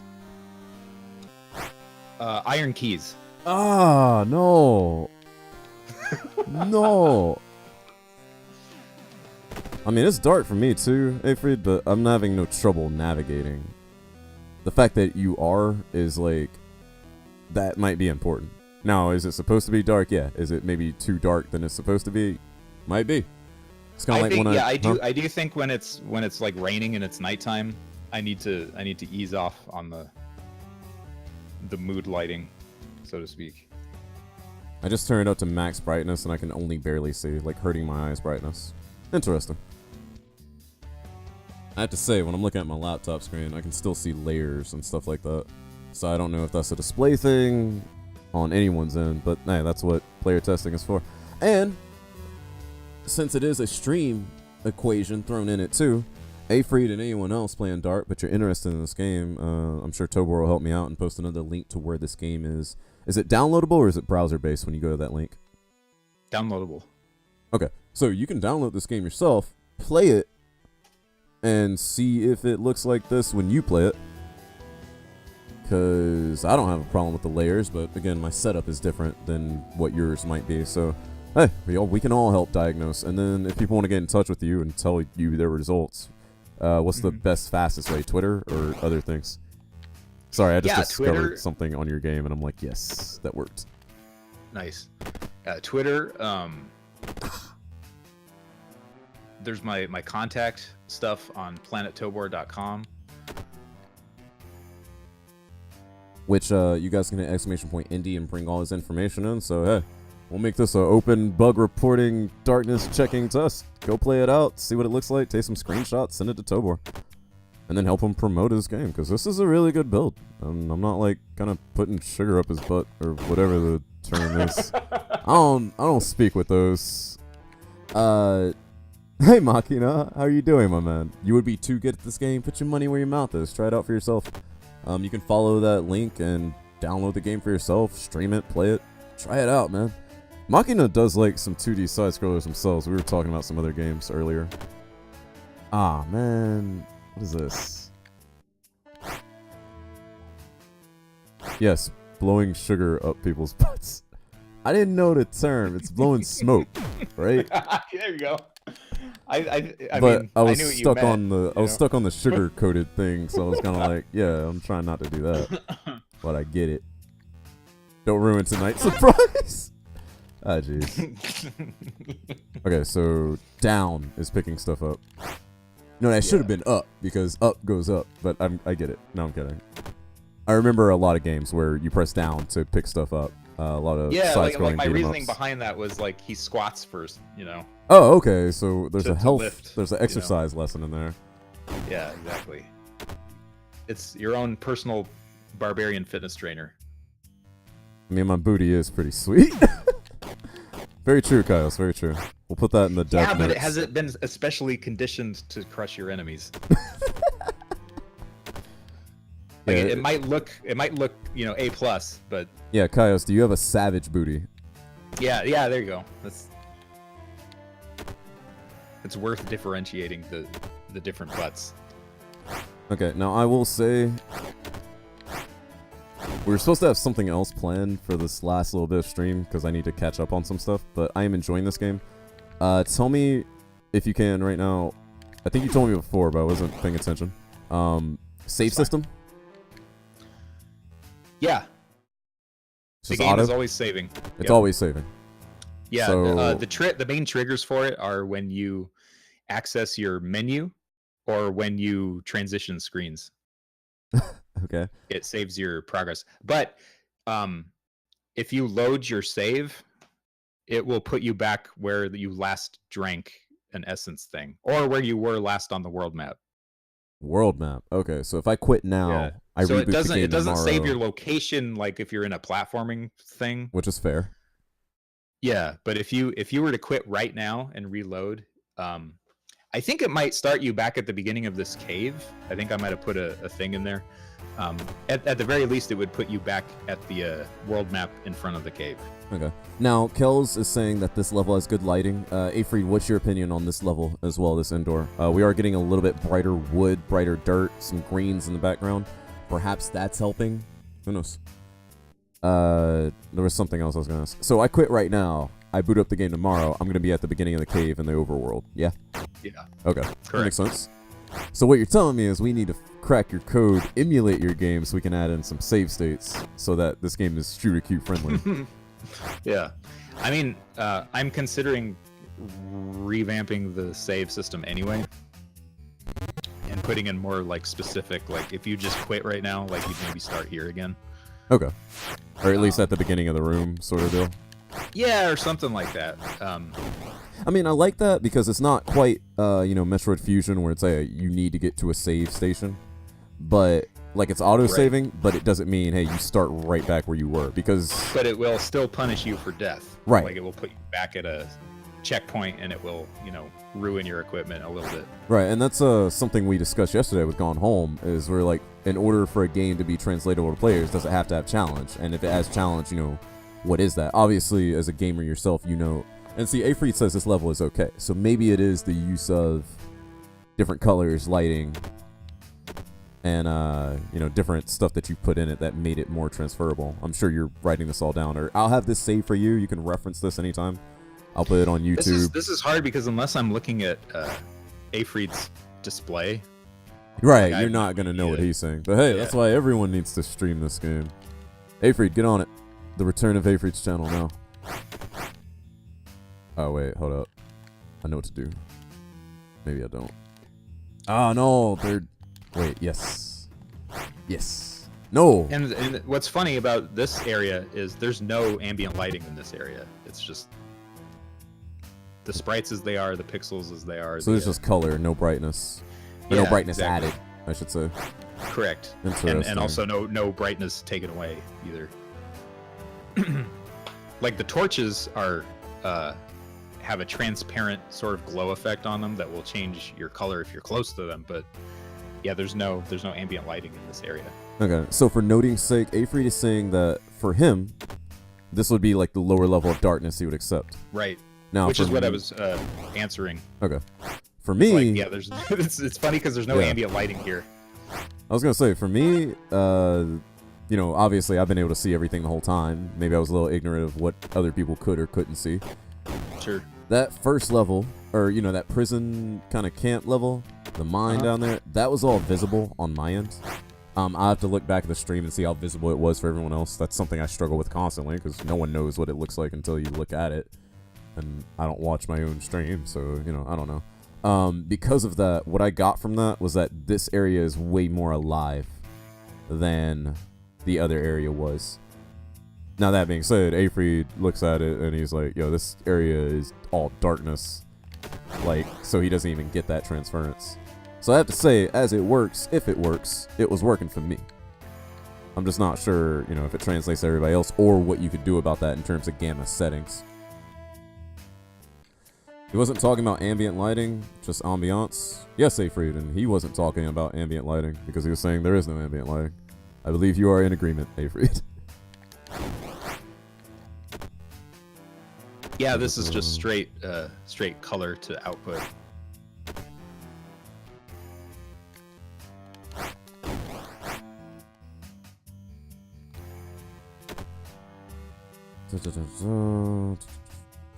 Nightmare creatures? Kells, what are you talking about? Oh, also, sorry, I got distracted. Okay, you should mark this as success. I'm having fun because I'm forgetting what I'm supposed to be doing right now. Like IRL, It's a good sign, stream-wise. it's a good Yeah. When you want to keep going, I call it the Doom effect because, you know, Doom, or not Doom. Doom? Yeah, Doom. Because Doom, you know, had weapons that you didn't know about, enemies, and you just kept going because at the time it was like no one knew what they were going to see. And you could call it any game like that, but it's just like, yo, what else is there? I want to go. I want to keep going to the left, or to the right, up, down. Where is everything? Like, I want to see everything. Nah, I think that's just called adding to the conversation, Afreed. He was just giving you details. No, yeah, Afreed, sorry. I didn't mean to make it sound like that. I was just expanding on, you know, what's also going on the screen. While touching your glasses and calling yourself an intellectual.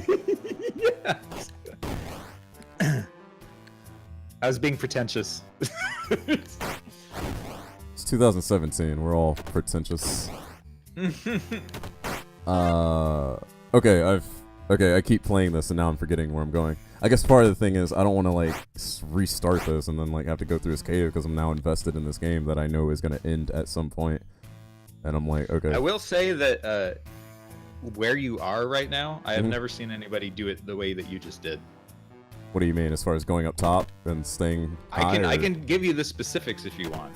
Good. You're not going to break anything on me. In the very, very first room, when you cut the block down from the ceiling and used the shells to jump your way up through the cave, I haven't seen anybody do that. That's just my conditioning. I mean, you built it for Sure, that, sure, right? sure. Because I saw that. I could easily tell that was built for that, right? Or was it? No. No? You didn't design Nope. that. So I just... Nope. Okay, cool. I looked at that and I thought, I mean, obviously... sort of in a, like, but for a slightly different, I'll say for later is how I set it up, but you did it like right away. Huh. Which is super interesting to see. I don't know. I think you should take that with like my perspective. I played, you know, a lot of Mega Man, a lot of Contra, a lot of adventure games where I didn't want to get hurt. I'm kind of a scaredy cat.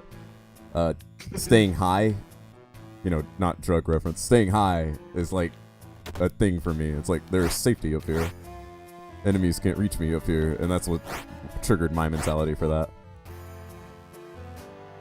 Yes, sir. ToborPrime is in the chat right now. And hey, Garrett, hello to you. And hello to you, Martian. Good evening. Yeah, good like early morning out there in California. Tobor Martian Games is the guy I was telling you about, the quote unquote husband of Ginny, who, you know, I've also done this indie game segment thing either.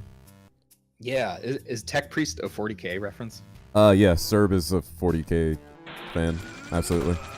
Sweet. Thank you, Orange Pete, or OMG Pete, for following. Enjoy your lurk. I think I might be stuck, but that's okay because I need to transition off of this anyways. So, last questions before we're done with this. Oh, that is OMG Pete. Hello, OMG Pete. Can I call you Pete for short? Nice to meet you. I'm Q.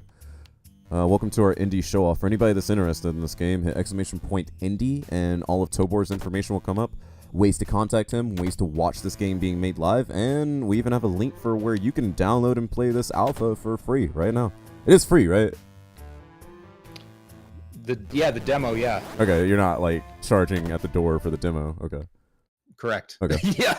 So yeah, no, I'm doing the Doom, shareware thing. Yeah. So before I transition away from this game, yes, Pretendius, and hey Garrett and hey Martian, good to see all of you. Did you just assume my intellectual status? I don't know, Kios. Did you just touch your glasses when you said that? Because I know you do wear glasses. I no longer have mod support, so let me give shout out for Martian Games. The same way that we are doing this thing with Tobor, which we've been very, very thankful to do. We've done it with Martian Games as well. He also is a game dev, and I just want to make sure we spread the love because there's a lot of people making good projects out there that we would like that. And yes, for the low price of $3.99. So that brings up two more questions. One of them is kind of behind the curtain, and one of them is more open. Again, if you don't want to answer anything, you just say so. Chaos, when you wear contacts, how do you do the anime like light up your eyes thing? You can't do that. So I'm gonna quit out of this game. Oh, I like this. Sorry. Okay, little things that make a game nice in modern day, especially when it's a retro style game, and some people think retro means you have to suffer in order to enjoy it for some reason. You have to suffer just like everyone else. It's super realistic. The fact that I have a quit to title or quit to desktop option, I know that's small, but that makes a world of difference, stream or otherwise. I agree. Yeah. So last questions before I make a transition and we jump into Fallout Shelter because I need to take care of my ants today. Let's see. Behind the curtain question first. Do you, and I've asked you this before, but I want to make sure we get everything for here. And I am asking this based off of numerous indie game devs that I've asked about things.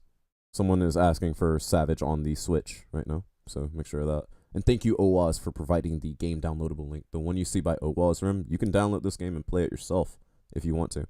So, behind the scenes, behind the curtain question. Oh, and thank you for your bits, Manny. And good morning, Manny. How are you doing? Semicolon closing parenthesis. Semicolon, close in parenthesis. That is... Oh, it was doing the smiley. Thank you, text-to-speech, for describing those. Retro, getting hit in the nutsack by today's standards. Exactly. It's like if you're not straining your eyes to see it, it's not retro. It's like who came in earlier and they said if it's not a palette swap, it's not retro. Yeah. Okay, so back to the question. Sorry, focusing. Oh, what's for breakfast? I mean, focusing. Manny, what's for breakfast though? Seriously. Shiny. Yeah, I was like, oh, breakfast food. What? All I've had today is I've had 2 cups of coffee and. Oh, I haven't even had a cigarette today, so I've only had caffeine, no nicotine. Yeah, me too. Oh, so we're both on the same diet. Get on that Savage diet right now. Yes. The Barbarian Sword and Sorcery diet is only caffeine. Oh, and thank you, Plot, for your bits as well. Opening And the lamentation curly of the bracket, women. Closing curly bracket. Oh, actually, I'll let you do this, Tobor. Type in ! And then all one word, what is best in life? Oh, I got it. Yeah. Okay. Okay. And while you're typing that, the behind the curtain question, I've talked to a lot of different streamers, indie developers, other stuff like that. Are you doing this full time or do you work and you do this in your free time? And full how time. You do this full time, and are you able to support yourself off of that, or do you have like outside resources? You don't have to explain what those resources are. Because I think that's important to the indie dev community from what I've seen is they all talk about like how they're able to support their dreams and their projects. Yeah, no, I did a Kickstarter in 2014, and we were able to make that stretch pretty long and save. And my wife is a personal trainer, so she was supporting us through most of all of this, and I've got help from friends. Excuse me. So it's, we have resources coming in through like a combination of channels. So it's, I'm not just like living in a cardboard box, eating like donuts out of the dumpster or something. No, and that's very healthy. Not only Yes. because not only funding the game, but and this has nothing to do with game development. But I mean, I'm a person that supports myself. I was working 2 jobs at one point, and then doing the stream thing while I was doing. Yeah, that brings up another question. So there's 2 more questions I added to those behind the scenes. Thank you, OWAS, for that. Yeah. But I'll get to that in a second. But I know that behind the scenes like that, everything we do costs time, and money is representative of that time. That's why some assets get doled out. For you, that's not a thing because you want to keep your assets under your control, and I perfectly understand and respect that. But the fact that you're able to healthily take care of yourself, your family, you have that support system in place, means that the game doesn't take hits in terms of, just struggling along. And that could be anybody's project where it's like, okay, if you can take care of yourself, you can actually put out a better product now because you're not worried about, the light bill while you're trying to build your game. And I think that's very important to show people. So along that note, for the second question that spawned, and then I'll get to OWAS's, because I have a question that came after that. You did a Kickstarter. I have studied a lot, not really in the gaming world, but a lot more in other worlds of backpacks and suits and stuff, about successful and unsuccessful Kickstarters. And aside from the core idea, because we've seen a lot of bad ideas on Kickstarter, and a lot of good ones that still didn't get the funding, what did you do preparatory before the Kickstarter in order to make sure that it was successful? And then if you could give us numbers, because like OWAS, I wasn't there for your Kickstarter. So I'd love to hear about numbers. And hold up 1 second, pause. We have alert incoming. Just want to make sure it didn't get paused out there. And thank you, Martian, for your bits. I totally appreciate it. And love what you and Jenny do, which is why I'm glad to work with people like you and Tobor and just find out more about your games and what you get into. You're actually not that into it, but don't tell Tom. I'm not going to tell Tom nothing, Afreed, but if he finds out that you don't like anime, I have no shortage of rope around. That's all I'm saying. So, okay, back to your answer, Mr. Tobor. Now, if you just want numbers, Sorry, go ahead. No, I was going to say numbers and, strategy as well as, or did you just throw it on and hope?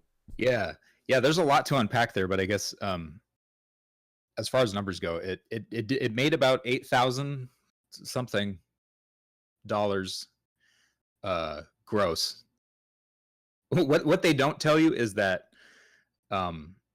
that's not a guaranteed number either. Like, even if the funds meet the goal or exceed it, you're not guaranteed to get any of that. And there's about anywhere from like 10% to 33% that will probably not go through, which happened to me. Are we talking like credit card errors or people not even having the money that they promised? I think that was mostly it, was like credit card expiration or and right around when I did the Kickstarter too, like Kickstarter got hacked. Oh, and no. A bunch of data was stolen. Yeah, so they went around telling people to reset their passwords. And I think whoever didn't reset their password, they blocked their credit cards. So I think if people weren't paying attention and didn't update their information, they blocked you from the money they promised. Yeah, none of their pledges went through. So I think there was some of that also. But so it was like $8,600, I think, was what the gross was, and then I wound up with around $6,000. Okay.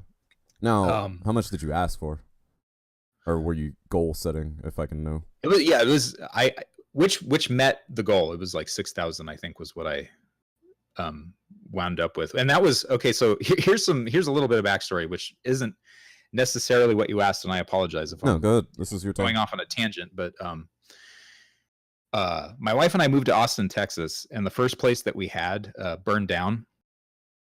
So after that, we moved into this tiny little like shoebox apartment. I was working like, on top of boxes. So I guess before, when I said I wasn't working out of a cardboard box, was only half true. Like, my workspace was like it was very specific. You knew what a cardboard box was like. It's like, yeah, exactly. Yeah, I've never done drugs, but I'm familiar with the term. Yeah, but Yeah, it was just miserable. Like we didn't have a bed or anything, and we bought like a cheap blow up mattress that like deflated because it was a crappy one, and like all this stuff. So that was right around when I started to upload little prototypes of Savage to Game Jolt, and that was in I think the fall of 2013. That was like the first real build that I submitted. Okay, can you pause and real back quick? then I was Pause real quick. Can Owaz or anyone else load me up with a Kickstarter link, as well as the link to that trailer? I want to play that trailer again for everyone that didn't get to see it. After we're done answering this current question, while we're paused up here, I kind of want to get more details at this. So if I can get Kickstarter as well as that trailer link again, I would love that. So this is the original Kickstarter page. Excuse my share link. This isn't the same stuff I use. Hold on a second. Here we go. So this is what I'm seeing. You guys are seeing what I'm seeing right now. This was the original Kickstarter. You're gonna laugh at my estimated completion date. Where is it? So you got 81. Now you're saying of that 8100, you actually got like 6,000 or something, which is still great, and that was the goal. Okay. Correct. 381, Austin, Texas. Pledges were $1. $1 got what? A mini comic. Oh, did you do the comic or someone else did that? Not yet, no. Okay. $5 or more. That's the game. I like how you have this little old school NES box art right here. That warms my heart. Let's see. Great Adventure, digital manual code. I mean, hey, not to jinx you or anything, but if this game is super awesome, you could be looking at, a limited run physical copy one day kind of deal. Yeah, that would be awesome. Let's see. To see it in physical form would definitely be a dream come true. $10 would have got you a digital game manual and stuff. Wait a minute, you're telling me I don't get the manual if I don't pay enough? So I can't figure out, I have to find out how to play the game in game? I'm kidding. I'm totally kidding. But that's a good point. Oh yeah, pay to win here. I see what you're doing. $25. You got a map. Ooh, a map. Yeah, pay to win. What's up with that? I'm kidding. I'm totally messing around. 50, 75. So tiers go up and up and up. I won't stay on those. Yeah, you can see how I had no idea what I was doing here. Yeah. Anybody can find their own links and stuff like that. Twitch TV channel, stretch goals. Where is the completion date? Oh, look at that handsome young man. December 2014 is the. So I have to get a time machine and go back a few years to find this game is what you're telling me. Yeah. Okay. So hey, that does that. That box needs Cheesy's 80 fantasy art. I think it needs a picture of Arnold Schwarzenegger in his prime. Yeah. I did a very that up top there is the new sort of box art at the very top of the thing. So we asked I asked you about the Kickstarter. I asked you about loading up to the Kickstarter. That was kind of the behind the scenes question that, Owaz kind of made me think. So you had support for the game before the Kickstarter was launched, or was it just kind of a surprise? No. So you're one of those miracle stories. We moved out here. We were trying to, do the entrepreneur thing, and like I was doing freelance stuff. So was my wife. And that was when I was still doing like a web comic and stuff like that, and I was doing music, and I was like I said, trying to get any sort of freelance gigs that I could.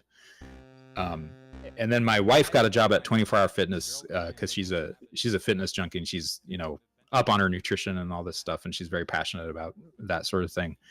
And she eventually became a triple certified trainer, and that sort of carried us through a lot of it.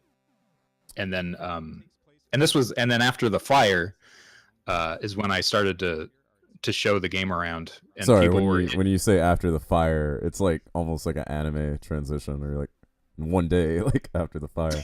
I don't know if you've ever watched a show called Axe Cop. That's literally how the intro goes. Oh, do you know yeah. It's just like a bunch of weird like non sequiturs and stuff. Do you know how that show was made? Yes. Okay. Yeah, the dude talks to his kid, and It's yeah. his little brother who was like 5 or 6 at Oh, the it's the time. little brother. Okay, yeah, I And knew it was like a the little big kid brother that who was like came up with the 29. concepts. He draws Yeah. everything. So the Yeah. intro is literally one day at the scene of the fire. Yeah, and yeah. they're like, what? All right, but go ahead. Sorry to interrupt. I'm just playing your trailer, or not the trailer for the game, but the gameplay video so that people can see. Oh, there is wall jumping. There's wall jumping. There's dagger jumping. There's gonna be double jumping. There's underwater stuff. There's lots of different, Metroid keys, as you would call them. Right. I'm also seeing that old school UI that would have been there had I been enough to get there. Right. Yeah. There's a lot of So- crusty old graphics in this. And thank you, Ranzerite, for the follow. Sorry, I wish there was a way to tell you that a follow or that a alert is coming so that you're not still talking, getting yourself cut off. Oh no, where's yeah, But I think most of it I've came got through. that stream delay where Yeah, you're like, oh man, I got muted. So, continue with the fire thing. I'm just playing your gameplay thing in the background while you're doing that. So after the fire, I started uploading the game to Game Jolt, which consists of kind of what you see in this video. And I also started to use Twitch. Like I discovered what Twitch was, and I started talking to people on there. And I talked to this dude named Indy, and he was a big. Wait, it's just a guy named Indy? Like that's his name? Correct. What? Correct. And he's a boss in the game also. He's the big bearded dude that you see on the Kickstarter page. Oh, you mean Chef Bronson down here? Action Bronson over here. Okay. Wait, Yeah. do you know who Action Bronson is? No. Okay, but I'll let you look that up for yourself. That's I'm a sure different your reference. I'm sure your mental image is accurate. Yeah.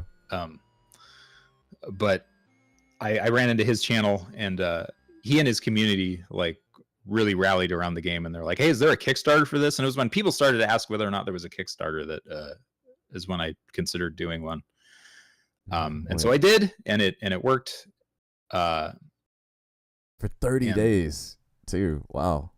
Yeah. That's- So back to your question, like what did I do leading up to it? Is a combination of I had already been working on the game somewhat, not full time, but I had a prototype at least.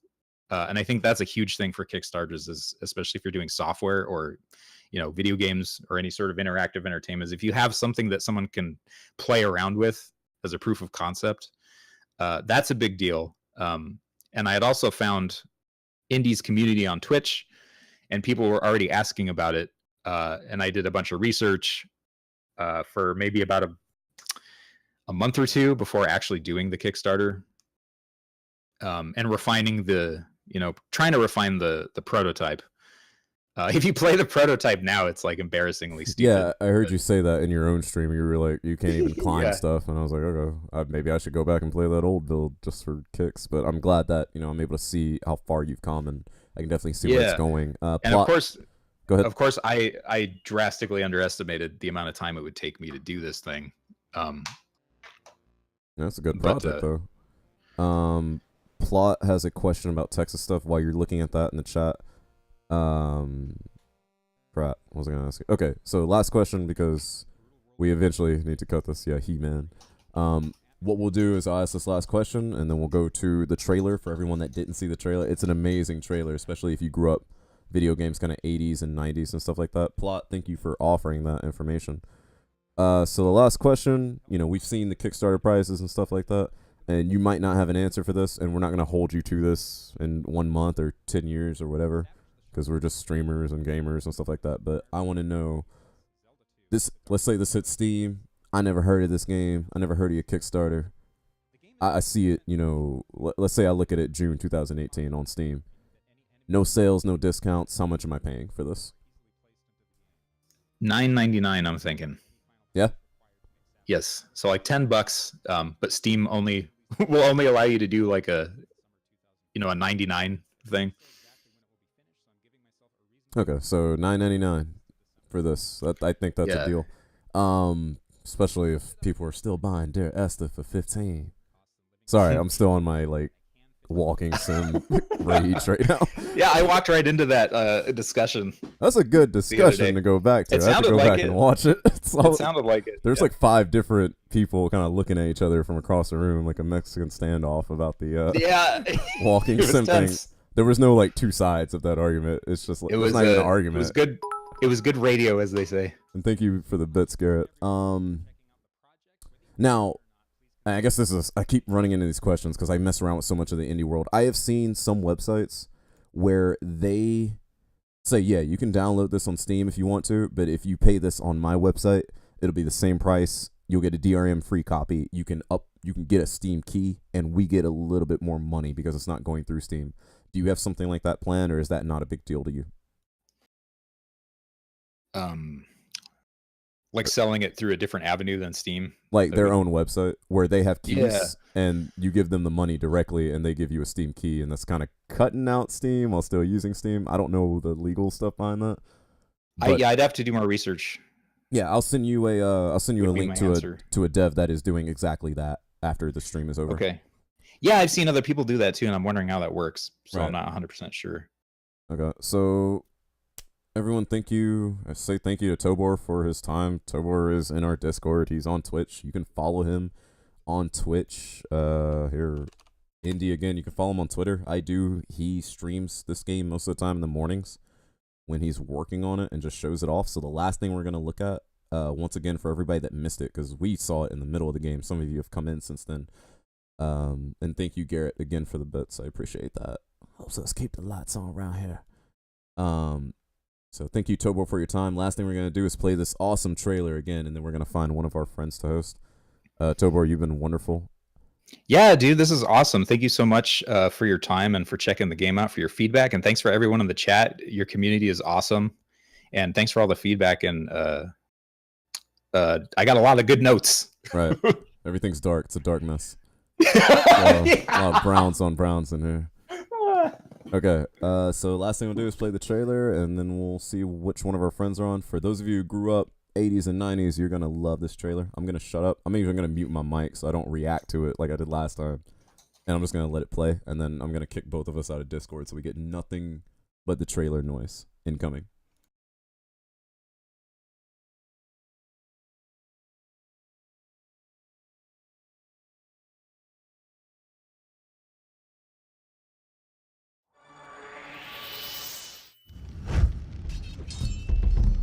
Out of the mists and shrouded memory of prehistory comes a man.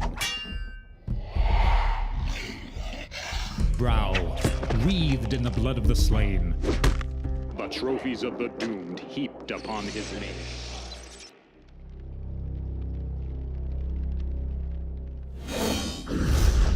And his power, placed in the palm of your own hands. Planet Tobor brings you an action-adventure the likes of which you've never seen.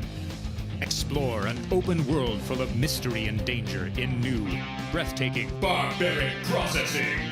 Engage enemies and terrifying creatures in fierce, positional, and skill-based combat. Arm yourself with the weapons and gear of legend. Level up to increase your power. Forge new equipment and gain the favor of the gods. Subscribe to the Planet Tobor Megadex to get access to tips, tricks, and all the latest codes to help you become the barbarian and bring the Argeshi Empire to its knees. Get your loincloth. Get tough. Get revenge. Get savage. The Shard of Gosen. Coming soon to your home computing system.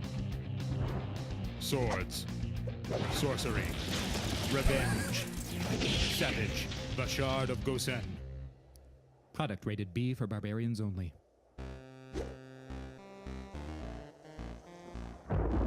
Okay, so that was wonderful. Something I didn't notice that I just noticed this time is there was a bear in that trailer, so now I'm having Mother Russia Bleeds flashbacks. Yes, DSLR girl did an excellent job on that video. I'm going to look up and see if we have a friend that we can host. If you're another indie dev out there and you like my critique style, tell your friends. I'll play your game. People give me free keys. I'm not asking for free keys. I'm not trying to upload your game. I mean, people have seen me drop some indie projects that I looked at and I was like, this game's terrible. So I'm not a shill like that. But if you want good critique, good community, good look at it from multiple perspectives, especially someone who knows what they're talking about and does this kind of for a living, hit me up. I'll try to help you out where I can, critique, analyze, and maybe even do a little bit of promotion. And yes, Kung Fury, you got a little bit of that vibe, right? That 80s awesome vibe, little Terminator 2 vibe in that. It was pretty cool. Just him getting shocked. Every time I watch that, I'm like, I've only watched it twice today, and only today is my first time seeing it. And everything in that trailer, I'm just like, you could put this on TV. You could sell this to me on TV. You know, play it at retro conventions and stores and stuff like that. Oh, that being said, local gaming retro store next to me, literally 5 minutes down my street, is having a 50% off sale. So I'm gonna go over there. I'm gonna go with your list of retro games that I have. I'm gonna see what they have, and I'm gonna ask them for permission to do an IRL stream. And if they say yes, we'll go back there tomorrow morning. I have to take some time off of work, but you guys are worth it. We'll go tomorrow morning after I get my haircut, or maybe before I get my haircut. We'll go check them out and see if we can find some good retro game shopping stuff. Can we put some music, Q? You already put music. It's not going to matter because we're done for the day, sir, and I'm not doing song requests anyways. But whatever. Yeah, that old school advertising feel. It felt great, right? It just feels good. So be sure to hit !indie, follow Tobor. You can watch this game being made. You can play this game in alpha right now, and you can follow all of it on Twitter, and you can connect with a lot of other good indie stuff. Again, you know, other good indie people that want their stuff, you know, look through the way I look at it, push it on me. I have no, as long as it's not like straight up JRPG. That the only reason I say no to JRPG is because I don't have the experience level to bring to that game. So that's the only, that game genre, I don't have anything I can offer you in terms of criticism. But otherwise, I hope you all have a great day. Hopefully I see you in the morning. Pay attention to Twitter, and I'll let you know what's going on with that retro field trip that we're going to have. Let's see who of our buddies are online. We have some other indie gamers online at the moment. We have some other retro people online at the moment. You know what? Let's go ahead and keep the retro theme up. We're going to go say hi to King Radinov. You guys say hello to him. He's one of my buddies, and he's actually how I met ToborPrime. So that's a very good lineage to keep. At least go say hi to Ratty. Tell him Q sent you. I will see you guys on Sunday morning. And yes, Pop, you just came at the right time. Same thing with Matt McGrath at the wrong time. Thank you all for... Oh, yep, there's Matt right there. You dig it? Can you dig it? Can you dig it? I think one day when they increase the size that I can use on Streamlabs, which they have, I just need to research it and do more. I want to get that like 3 bottles. Like, Warriors, come out to play. My dad used to say that to me before I even knew what the movie was. That's how ingrained that movie is in me. So we're going to go say hi to King Radinoff. You guys contact me for anything you need. For those of you coming in late, I'm sorry, but the VOD will be up. For Tobor, I will be cutting this a little bit, highlighting it, put it in my collection so you can always show it out to people. And then when I have time, I'll put it to YouTube because, you know, a lot of people like that more accessible habit. Plus, I got to feed my views and my subs. I'm kidding. So go say hi to Radinoff. And if all goes well, I will see you guys tomorrow morning. And then next week, Tuesday morning, we'll be doing that driving and possibly shooting stream. And I will see you guys later. So thank you, subscribers. Thank you, Kells. And thank you, Phil Popcorn, for all your love. I will see you guys around. Everyone, take care.